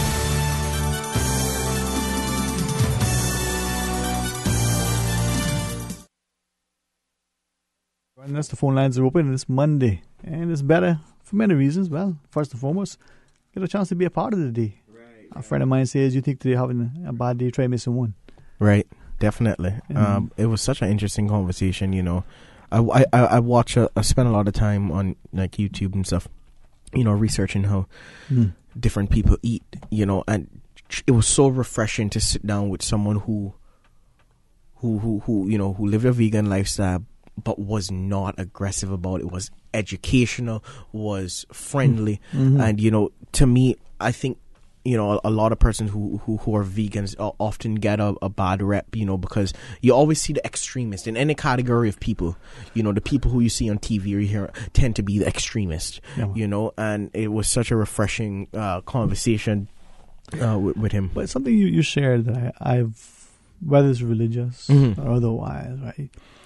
In the Cayman, and I'm sure it's the same in other cultures, but because this is the culture we know, take seafood, whether it's shell, fish, conch turtle, or otherwise, or whether it's meat. Culturally, you know, the seemingly desire of some people, like I said, whether it's the religious preferences or otherwise, to insist now that you're no longer allowed or should be eating or doing this thing that culturally was what you want. Like, for instance, you know, eating turtle or eating lobster, as opposed to it being a preference, right? Now, the older Caymanians, partly because of the lifestyle, you know, that beef that they had, well, it was probably a few years in nurturing that, you know, calf to that stage. And when they had it, you know, they can count the amount of times the year that they've had. The way they prepared it, the actual growing of this thing as natural. Right. Today's language would be organic, right? But they worked hard to bring that food to the table. Take the fisherman, for instance. You know, got into the boat, you know, rowed that boat out. You know, it wasn't a motor, it might have been a sail, but he rowed the boat out, physical. I had to get the fish, roll it back in, clean it, prep it, probably walked, or maybe later on in life there was a bicycle of sorts. Mm-hmm. And you imagine the energy, right, and amount of effort to bring that food to the table. So you went into the little ground, got your provisions.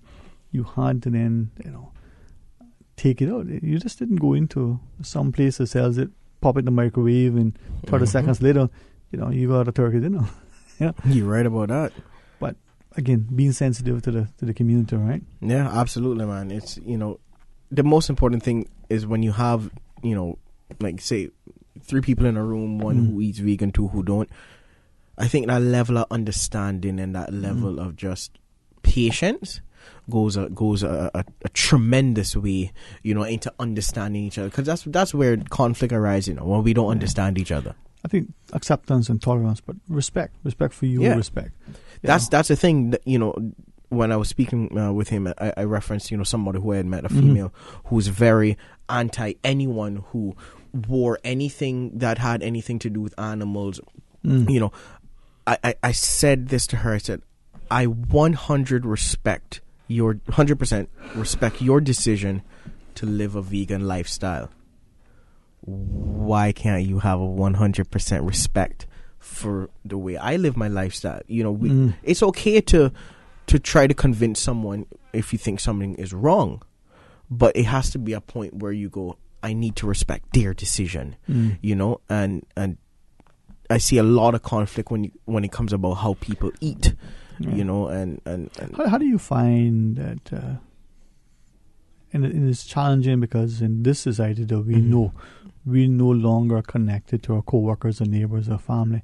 We have, for one of the better word, friends, acquaintances, who we've never physically met. We may have chatted with them and saw them in a video format, but they live not just in a different time zone, but probably in a different continent. But we count them as friends.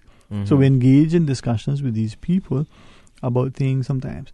How do you find the society today where you have a difference of opinion? Not a conflict, right, but a difference of opinion. It's the most difficult time to work in the media, or it's the most difficult time to voice your opinion in the media. And I'm so scared. This is the point that we're talking about. Yep. I would like to make the example, but by making the example, I can guarantee you that it will be blown completely out of proportion. Okay. Phone lines will probably go through the roof if they work it. Right? But that's controversial and stuff. I think what's important that people need to try and have. Me and my friends can disagree avidly on something, but we sincerely believe in democracy, and democracy is that everybody can have their own opinion, even if to the death I disagree with what you're saying. And I think that's what's missing from how we communicate in the world today. The correct notion of democracy. Because I may not like what Sterling's saying, but that doesn't mean that I'm going to insult you and call you names, and that mean you can't be friends. And the reason I'm going to bring up an example. I have somebody on my social media platform who is very, very, very, very, very, very anti Donald Trump. I bring him up because he's a controversial figure. You either like him or you hate him. She happens to be someone who does not like him, and I should state, I don't really like him either.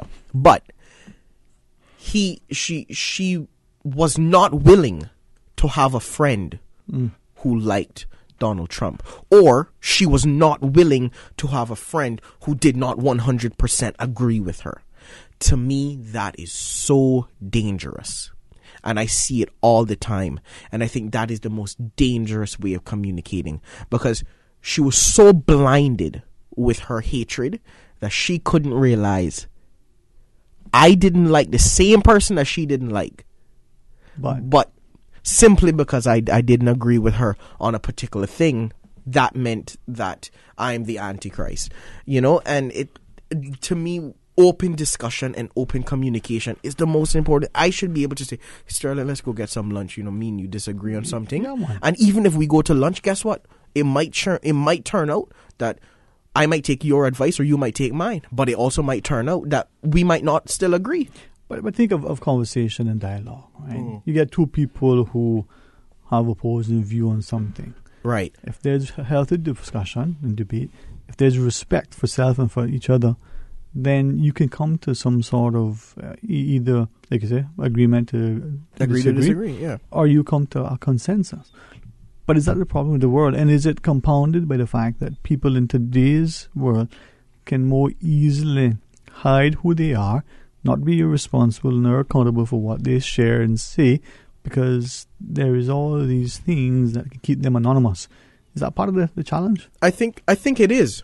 And let's use our jobs. We work on radio, and now, by the way, congratulations, you're now on TV too. Yeah, thank you. You know, clearly, you know, they wanted to put your face. Who knows why? But it's okay. It's okay. You see, I've been telling the same thing too, but it's nobody all right. listening. You worked on radio for a reason. You see, I told them the same thing, and that's how I felt when they put our show on TV too. But you know, we have to be held accountable for what we say, because we're in such a public forum. The minute you go to that private forum, you have less to be accountable for. But that doesn't mean that there's no accountability. Because take my friend Isaac for a minute. I can say something in Isaac's home, and Isaac will still hold me accountable for it. But not because people need to stop associating disagreement or accountability with hatred and bigotry. Those are completely different concepts, you know. And if we can't have discussions without somebody going, well, because you're like that, I can't associate with your kind, that's where division starts. Division doesn't start because somebody's PPM is somebody's UDP or CDP. No, division comes when you go, I can't associate with your kind. But then could it be then, let's use the politics for instance, the political parties. Could that be the impetus for the division? You're on this side, I'm on this side, so therefore I must oppose you because we're not. That is the thought, but I think that is the stupidest style of thinking, and I don't say that to be offensive. No. I hear what you say. No. It shouldn't. It shouldn't be. You know, no matter what side of the political spectrum you're on, I think there needs to be reasoning, logic, and understanding.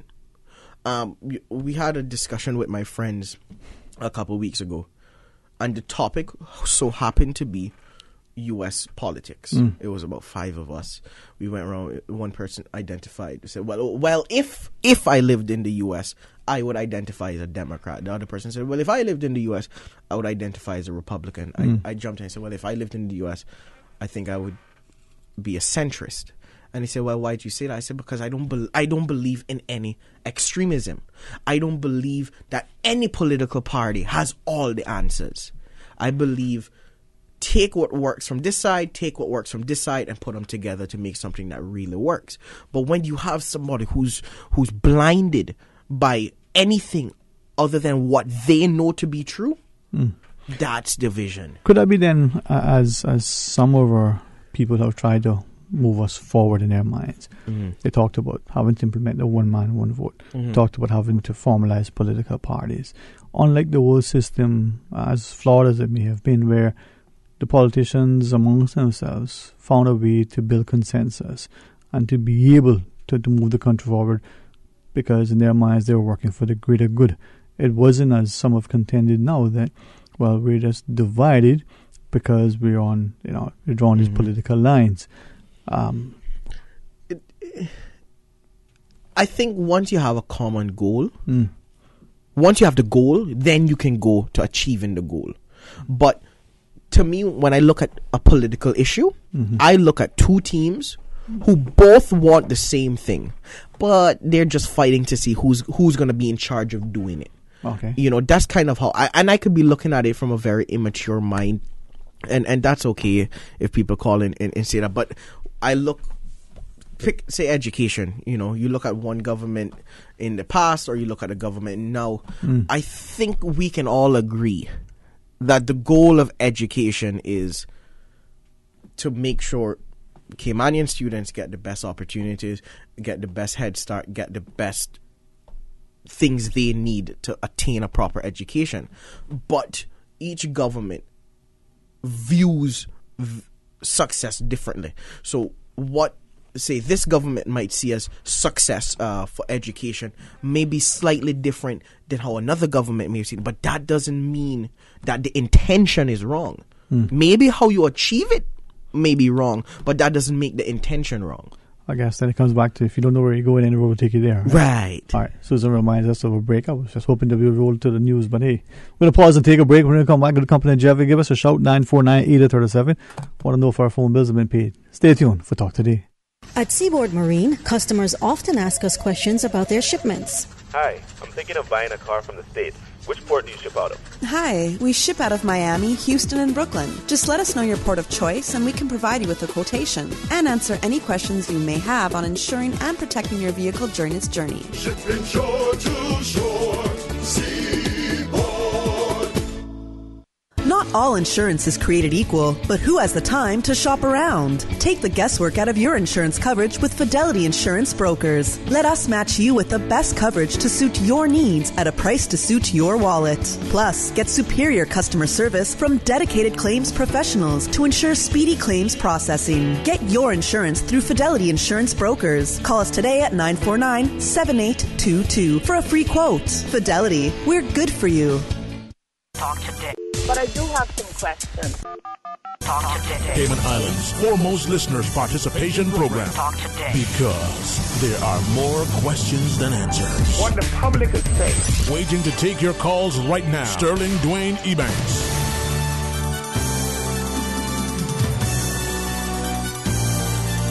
Hey, good afternoon and welcome back to Talk Today. 949-8037 or toll free at 1-800-534-8255.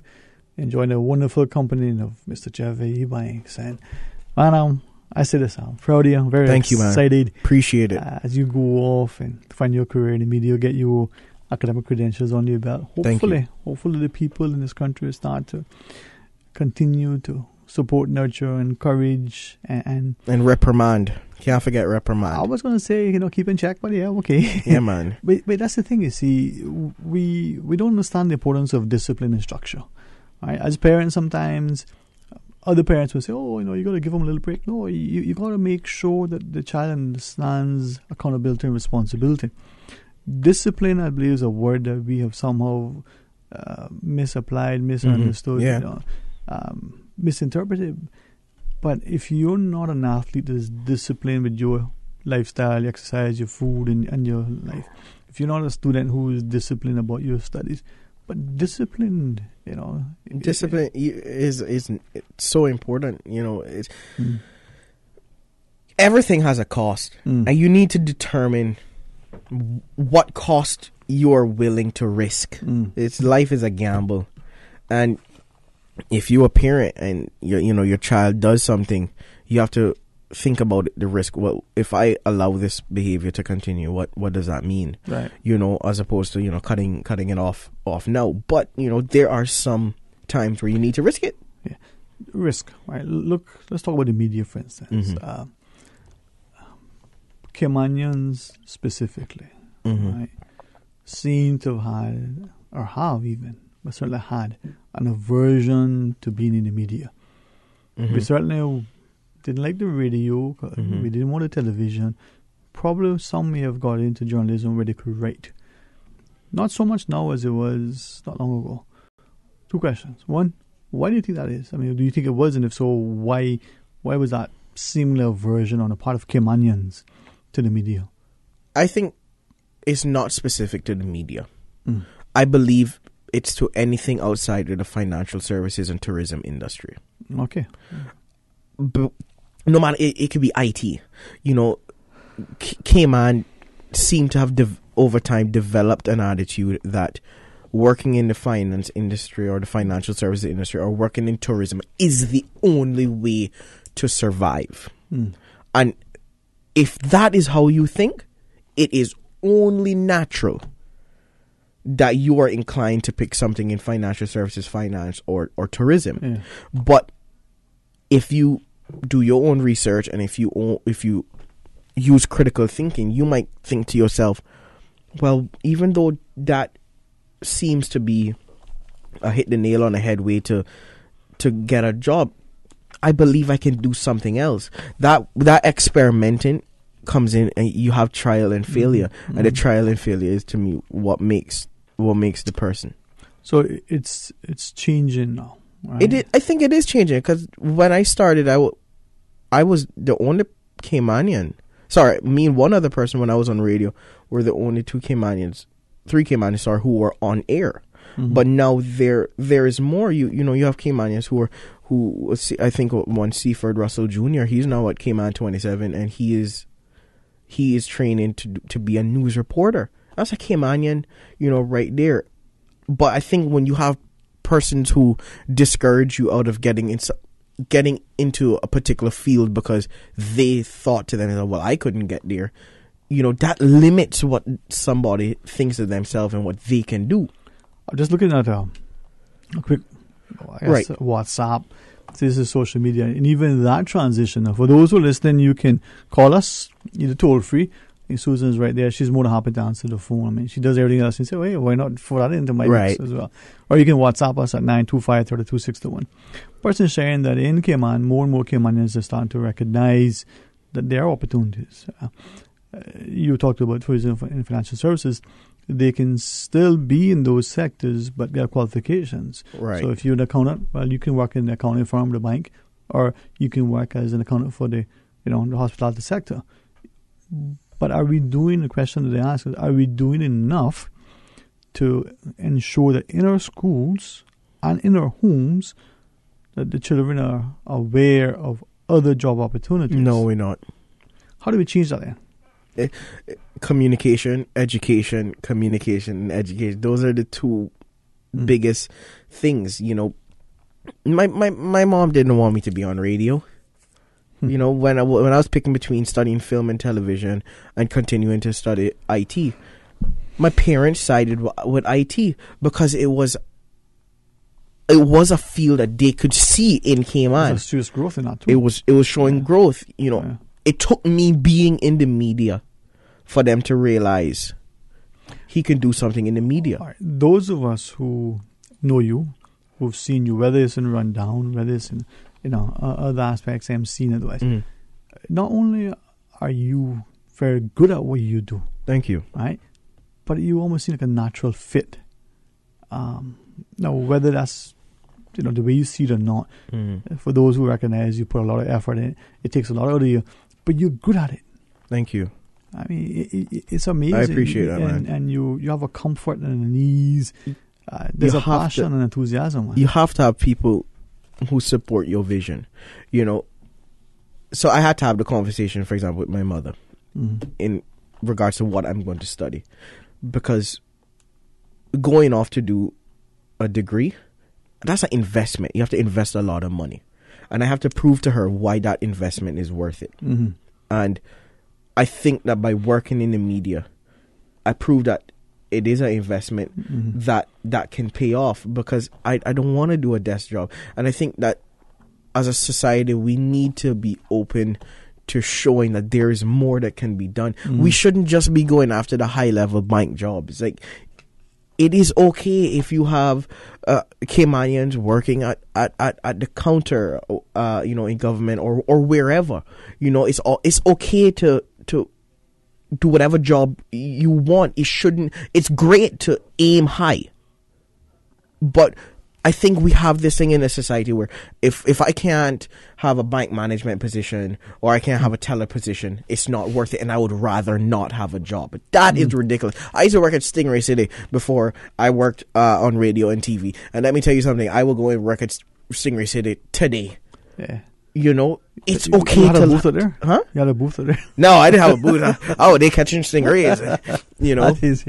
But I think we just need to have the conversation. I had to say to my mom, look, you train me to make the right decisions. If you train me to make the right decisions, then not because you see me make a decision you don't understand mean it's the wrong decision. Because if you know as a parent that you've trained me to make decisions that will not harm me, then even when I make a decision that you don't understand, don't think that it will harm me. It might. And that's why parents are there to guide. But that attitude of, no, you can't do it. You must do IT, financial services, or tourism.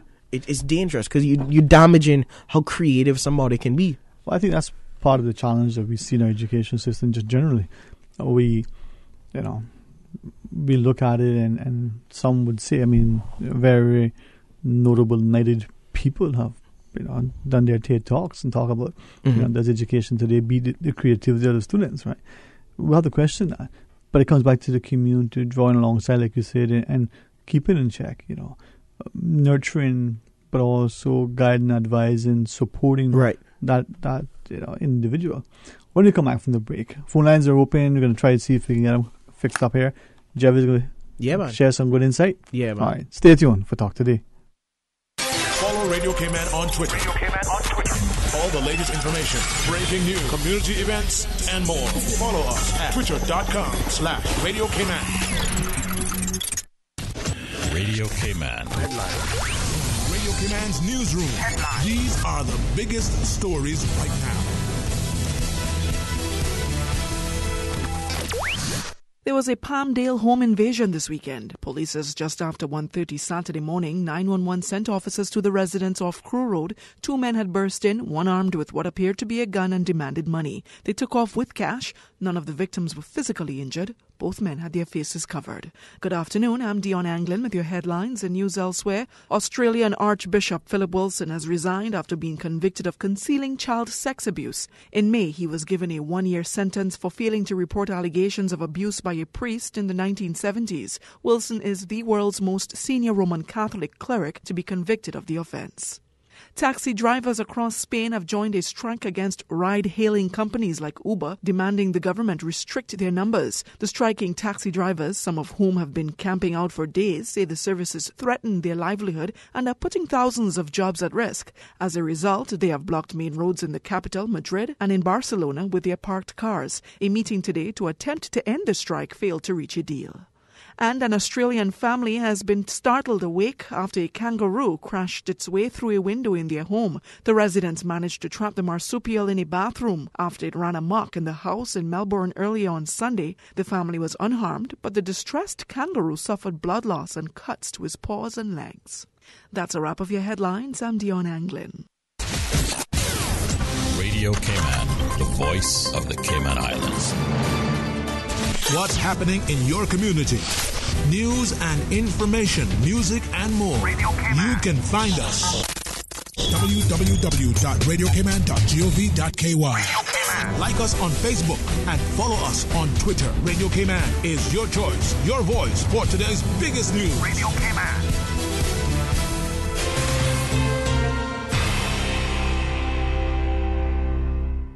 Talk today. But I do have some questions.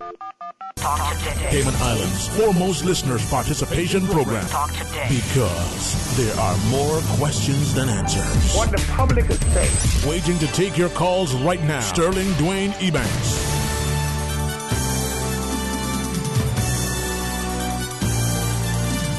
Afternoon, welcome back to Talk Today. In the studio, Jeff Ebanks joins us, almost on the eve of traveling off to university. But man, listen, I believe, like you said earlier, the value of education is something that, unfortunately, many of us don't champion as publicly as we can. Right. So getting it, not just getting the piece of paper, getting the actual experience. Jeff, Susan says we got a call on the queue. Let's just go and see where that takes us. Good afternoon and welcome. You're on Talk Today. Good afternoon, Mr. D. Afternoon, my friend. How are you? All right, man. Just chilling out in the weather, All right, man. Well, glad to hear from you, man. I hope it all goes well. Well, good afternoon, my brethren. Good afternoon. Yeah, man. I just discussed something, and I'm not going pin on a down or anything, but just make your mind think a little bit. Just think about it, right? And then not promoting or anything, but just think about how much jobs the cannabis industry has opened in the U.S. and in Canada. Just check out how much jobs that is and check out how much unemployment we have here. And think about it if it wouldn't kind of solve something, Just think about that. That's all. All right. Have a good day. Thanks, man. Thanks. Thank you. As as I listen to the caller, I recognize that, like in so many things, sometimes you see those public officials, those very, very notable individuals, from the Secretary General of the UN to maybe former Secretaries of State in the US and other people, who will say we should legalize or decriminalize. I'm not quite sure if it's just a matter of semantics otherwise, but like the caller who has been sharing, if you take it to a logical conclusion where we start to look at the medicinal benefits and the research, potentially the scientists in our communities, the entrepreneurs and the like, could be something there, huh? I have a lot of views when it comes to cannabis in general. I believe it serves a medicinal purpose.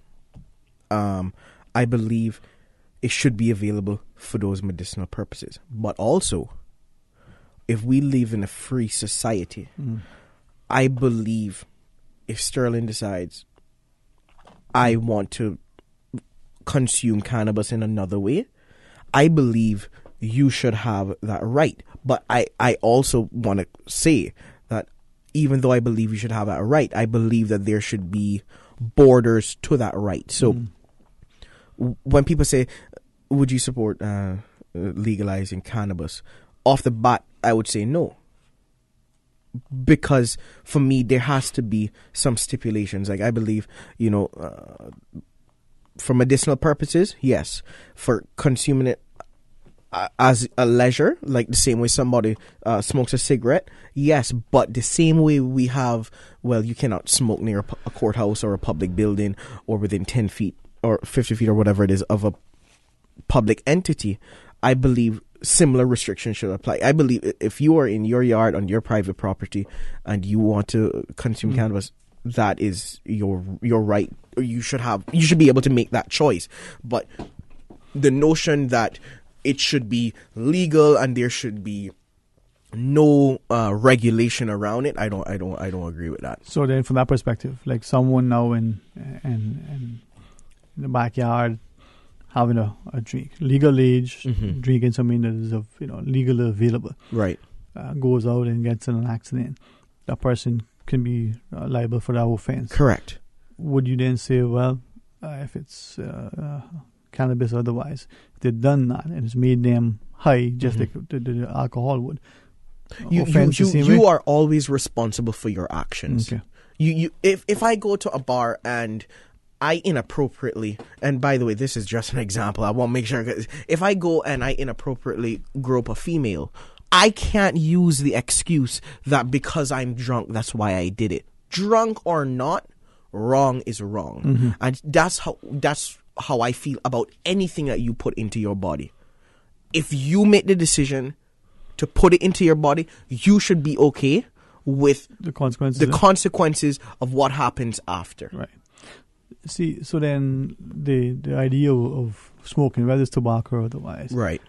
There's this initiative, I've mentioned a couple times, towards Tobacco 21, where they want to make the smoking age, the legal age, 21. The same for cannabis then, perhaps? I don't think I'm the person, or you're the person, or the politicians is the person to make that decision.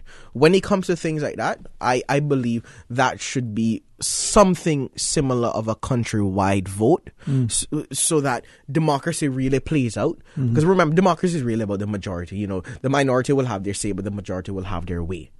And I personally, I'm okay if you say the smoking age is 21 or the drinking age is 21. I'm personally okay with that, but someone might not be okay with that, and that's fine.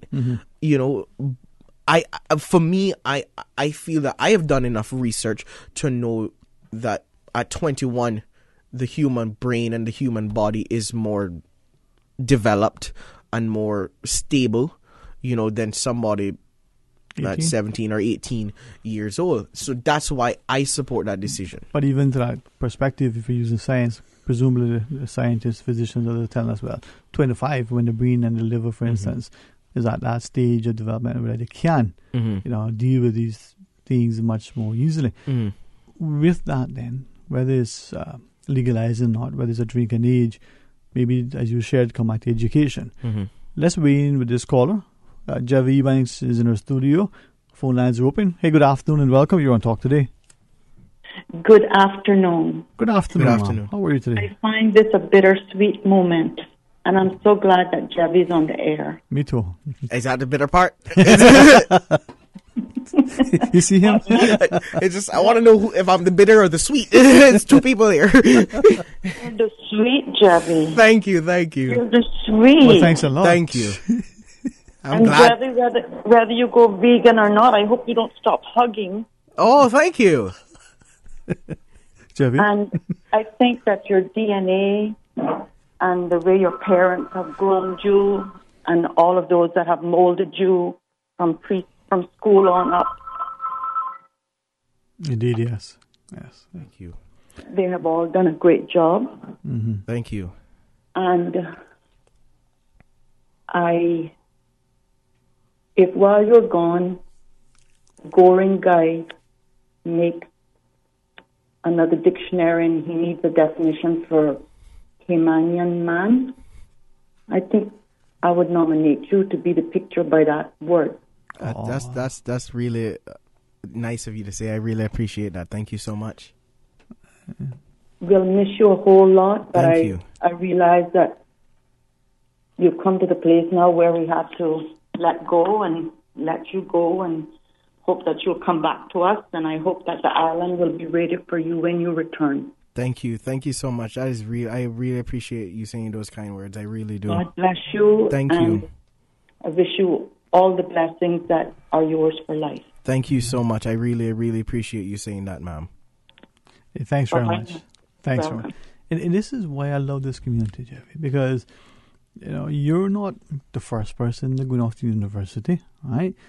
And God's willing, you won't be the last one of us.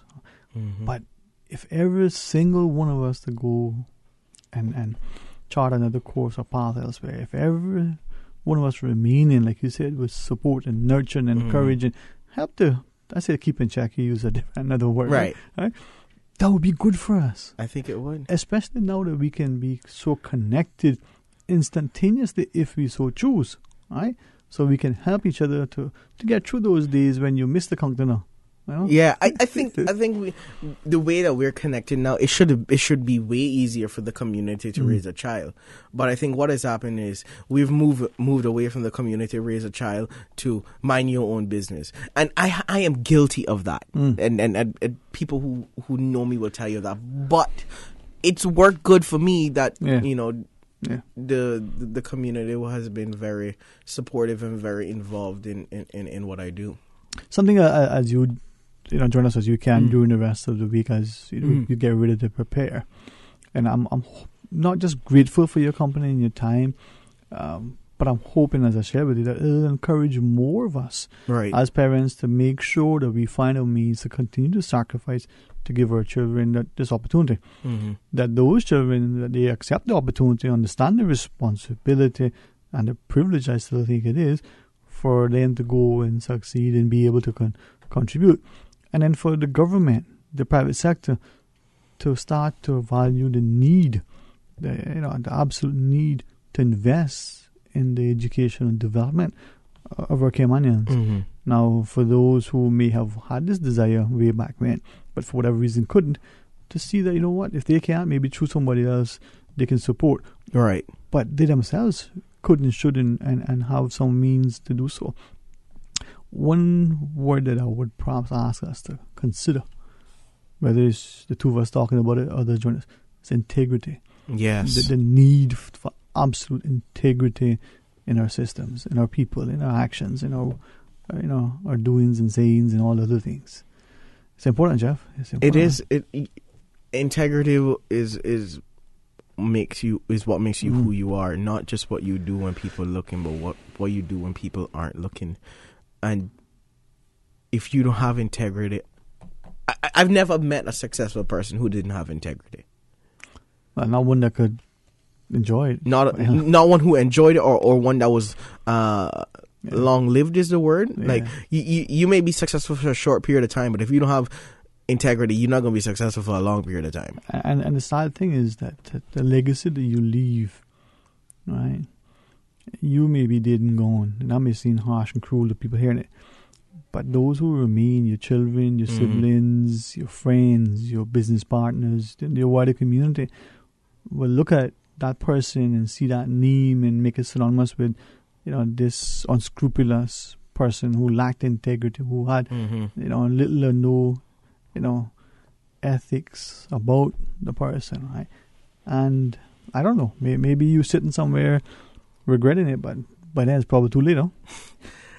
It's such a different conversation to have, but each experience you have makes you for the better, even if it's an experience that is at the moment a detriment. Boy, I don't know if I could invite you back home, man. People getting kind of kind and thing, man. What? You want me? I'll read it. All right, let's do it. So, Giovanni, I'm going to miss you. Thank you. I love the discussion with you and Sterling. Both of you are what I see, hear, and appreciate as the real down-to-earth Caymanian men. All I can say is I love you both. Please stay in touch. Thank you. Thank you. I appreciate that. Man, people are nice, and I mean, it's so weird that, it's always, it may be someone who I know or someone who I don't know, but it's always amazing, to get that feedback, from the community. I can tell you who I'm not getting it from. I'm not getting it from my friends. My friends are all horrible. I've never met a group of people more mean than my friends. When was the last time your friend said anything good to you? You can't even remember. Yeah. You see, if you keep a small circle of friends, it makes it easy. No, I hear what you're saying. Yeah. But it's important for us to start to see that and to move beyond it. Now, there are two things I can do with Miss Susan. Either listen to her or not, but either way, she could do what needs to be done. We got a final break to take. Right. She says this is the last break. When we come back, we'll continue our discussion. 1-800-534-8255. Please stay tuned for Talk Today. Congratulations, it's a boy. During the greatest events of your life, whether or not you have the right health insurance coverage should be the last thing on your mind. That's why at Fidelity Health, we are committed to helping you get matched with the right plan to suit you and your family. We offer a range of plans to suit your budget, plus access to a network of quality care throughout the Caribbean and the USA. You can relax and enjoy life's greatest moments when you are covered with Fidelity Health. Call us today at 949-7822 for a free quote. Optical Outlook is so wicked. They're brilliant. Tremendous. So hot. They're awesome. Yo, them cool. They're sweet. Just ice, mate. I love them like cooked food. Head to Optical Outlook and find many designer brands for men and women. Sun safety and eye health care never look so good. They'll be able to help you find the best fit for your face and budget. Call 746-2020 and book your eye exam today. Come see the difference with Optical Outlook and make sure to follow them on Facebook and Instagram. It's hard. Being a parent is demanding, not to mention trying to keep a roof over our heads and food on the table. I needed help, and the Ministry of Education was able to provide it for my child to attend preschool. From one parent to another, if you need the financial help, submit your application today to find out if you qualify for preschool funding assistance. If you have a child who is 3 years old but not yet 4 by September the 1st, you may be eligible to receive funding. Application forms can be collected from the Government Administration Building, the Department of Education Services, all early childhood centres, and may be found on the Ministry of Education's website at www.education.gov.ky. If you need more information about this government assistance program, please do email ecap@gov.ky. That's ECAP@gov.ky, or call 244-5724.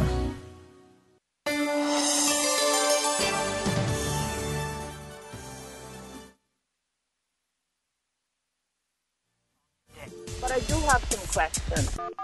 Talk Today. Cayman Islands' foremost listeners' participation program. Talk Today. Because there are more questions than answers. What the public is saying. Waiting to take your calls right now. Sterling, Dwayne, Ebanks.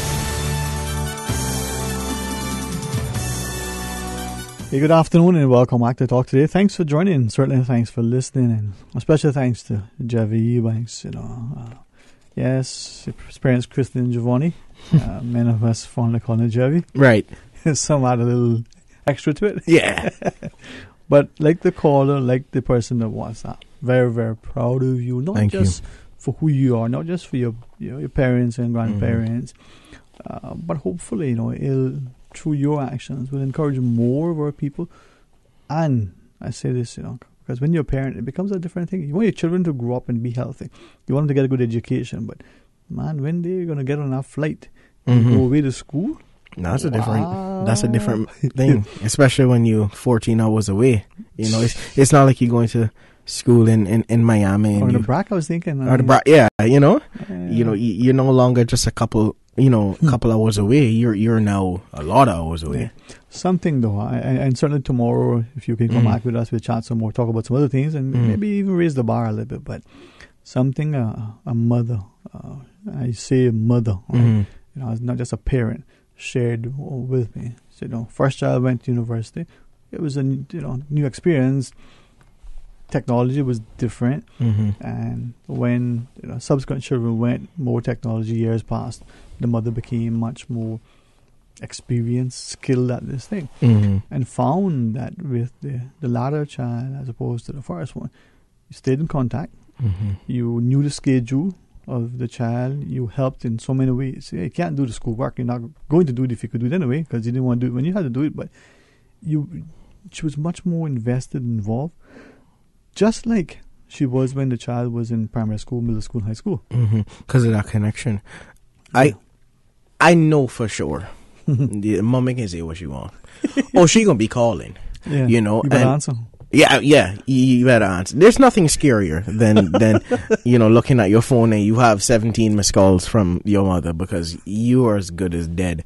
But think about it. It's like you have a wife and you have a mother right now. If the two of them call you at the exact same time, which call you going to answer first? Chances are you going to answer your mother first. You're like, yeah, all right, babe, I'll get to you in a little bit. Because you fear for your life, because we grew up in the Caribbean with the notion of Caribbean mothers saying to us, if I bring you in this world, I can take you out. And that's a very powerful statement. And so I can guarantee, she is getting nervous, Let me ask of you, and I won't ask you to respond if you don't want to or can't. Right. Had a discussion with some students the other day, and I say this often. I believe it's very important for us as adults, as parents, to talk to as ministers with their consent, with their parents' involvement, if possible as well, right?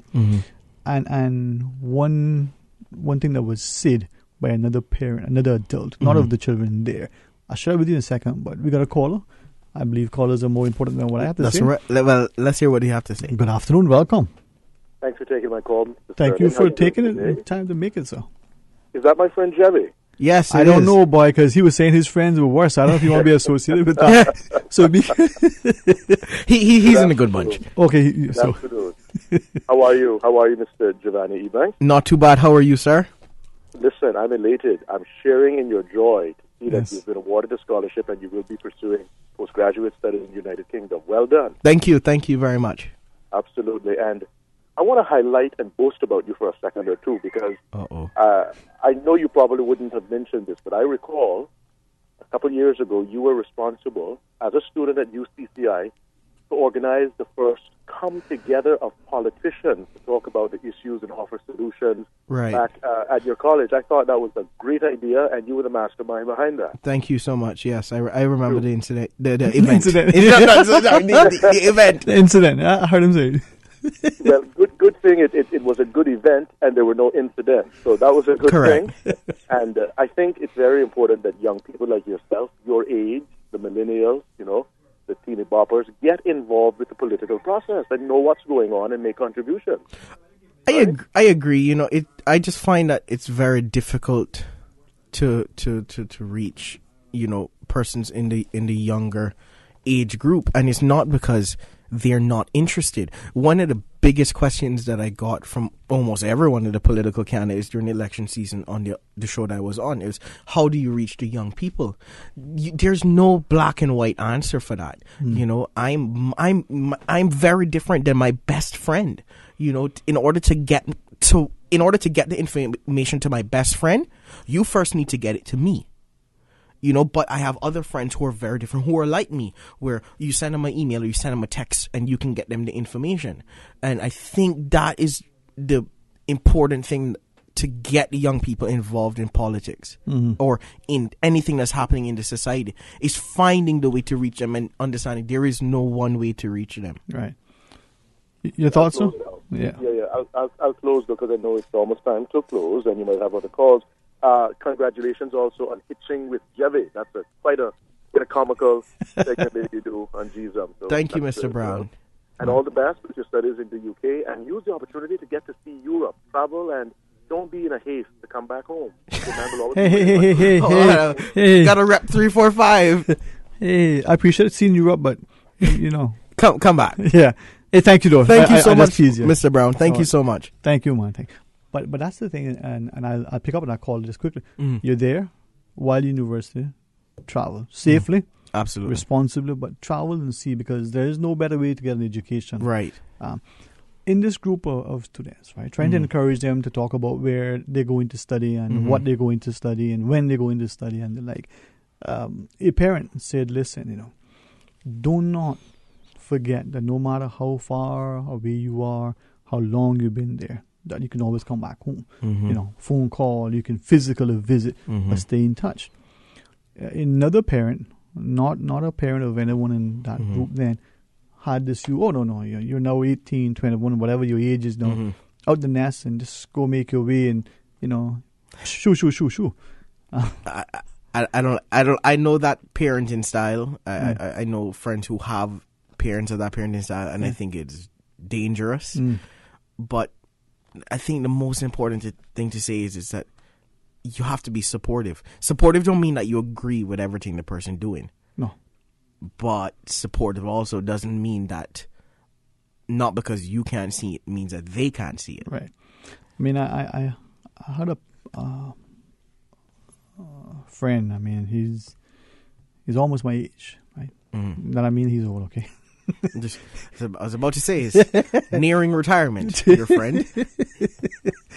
He said that his father, right, said to him, he says, you know, and understanding that, you know, we're no longer teenagers anymore, right?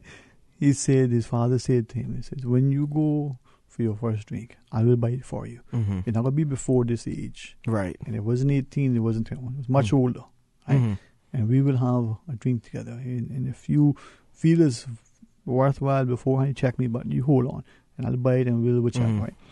And he says his father did similar things with him about milestones, about things to explore and the like, so that they get a chance. Right? Now, I watched them interact today. And even though, you know, like I said, he's my age and his father is a bit older, they have a bond. Because they've shared, you know, particular things together. Yeah. They've seen places, they've done stuff, right? Safely and responsibly. And I thought, wow, you can go to your father and ask this thing. Yeah. You know, he can come to you and ask you stuff. And that's how it should be. Wow. That's how it should be. You brought up alcohol. I wasn't, and I got to be cautious, and I wasn't of legal age when I first tried alcohol. I believe it's safe to say many of us weren't of legal age. But my grandmother had a very sound, she's like, I want you to experience this before before it's your decision alone. And you know, I got a little bit of beer in a cup and I was able to try it, and it was what I needed to but it was feel that I was growing, but it was in a contained very area, controlled environment. Yeah man. We see that in other cultures. We do have one final call though. Let's take it. Welcome, good afternoon. You're on Talk Today. Hello. Hey, good afternoon, my friend. How are you? Right here, I'm good. All right, man. Good to hear from you, man. Yeah, man, in the back, man. Excellent weather. And how you are now in. You need it, man. You need it. Yeah, I need it, man. I deserve it. You tell work hard, right? That's right. Every day. I need it, man. My family members talking. My grandaunt, she did good, but she left me a while ago. Right. And now what's about now this afternoon, we'll be fasting before we wrap up, right? You see, in the beat now. You see alcohol, right? Enough for everyone. I drink enough for everyone, I cut it for everyone. Right? And this democracy of the world now, right? You have to go conservative right or liberal left. Right? Political thing, right? In the marijuana thing now, right? a lot of people may agree with me. I strongly disagree. But my thoughts about it, legalize it to the fullest. To the fullest. Open up the gates, right? Expose who doing it, for who doing it, right? It may sound irrational, but legalize to the fullest. That's the thing of it, right? Because what happened now, Cayman have a tendency over the years, though. They put it on the carpet, right? And the carpet fly up now. Oh, you never know that. Legalize it, because what happened, we came on now, we stand backwards. October 17th, British Columbia, in Canada, legalize it fullest. Now, north of us, and south of us, the hemisphere, you're agree, right? You go to Portugal, you go to Amsterdam, right? Sterling, you go to Amsterdam, they smoking ganja in the airport, in the malls, like nothing. And that's it doing here in Cayman now. But eventually, that's how it's going on. All right, and that's my contribution. That's all I'm calling late. No, man. Right. We talk to you tomorrow if you get a chance, man. All right? You enjoy your afternoon and enjoy the time of the break. Cool. Blessings, man. Jeffy? It's interesting because he brought up, and I understand where he comes from, but he brought up like Amsterdam, for example. But for example, one of the rules in Amsterdam when it comes to cannabis is you can grow cannabis, but you can't break the bud. So whilst you can go somewhere and probably buy some cannabis to smoke, if you grow it in your house, it's illegal to break what you have in your house and keep it for yourself. So it's a ridiculous regulation in my opinion, but it's still regulated in some way that their society deems fit. You know, so I believe it has its properties. I believe that you should be able to choose, what you put into your body to an extent, but I believe it needs regulation, and I personally don't see it changing in Cayman really soon. Well, maybe tomorrow we talk about that. Definitely. Come back on tomorrow, see if Susan can get you some fish dinner or conch dinner. I'll be okay with that. Yeah, I'll ask her. All right. Just so you know. All right, cool. All right. I'll even settle for a party. Party? Yeah. Man, I can do better now, man. All right, cool. I mean, you going off all the same, man. I know, right? You need to fatten you up properly. Yeah, I like it. My mom wants to board that one bit. She's like, don't fatten him up. He fought already. All right. A friend of mine, she sent a quote by John Wesley.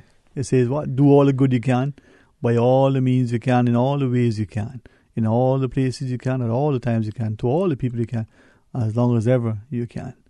Hey, listen. I like that. Yeah, man. I like that. And eat all you can. Share when you can. Yeah, definitely. Well, sometimes. All right. Listen, looking forward to having you sit with us tomorrow. Thank you. For those who are listening, tell your friends, I mean, this will be one of the few times you'll see a handsome fella sitting in the studio with us, right? And we'll bring Jeff along as well. Thank you.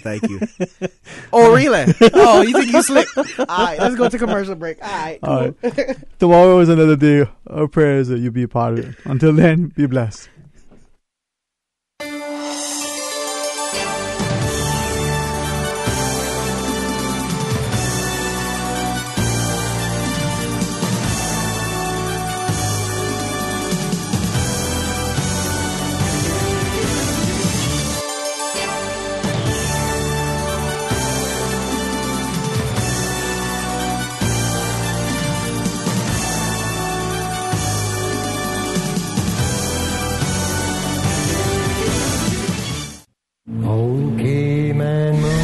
Voice of the Cayman Islands, Radio Cayman.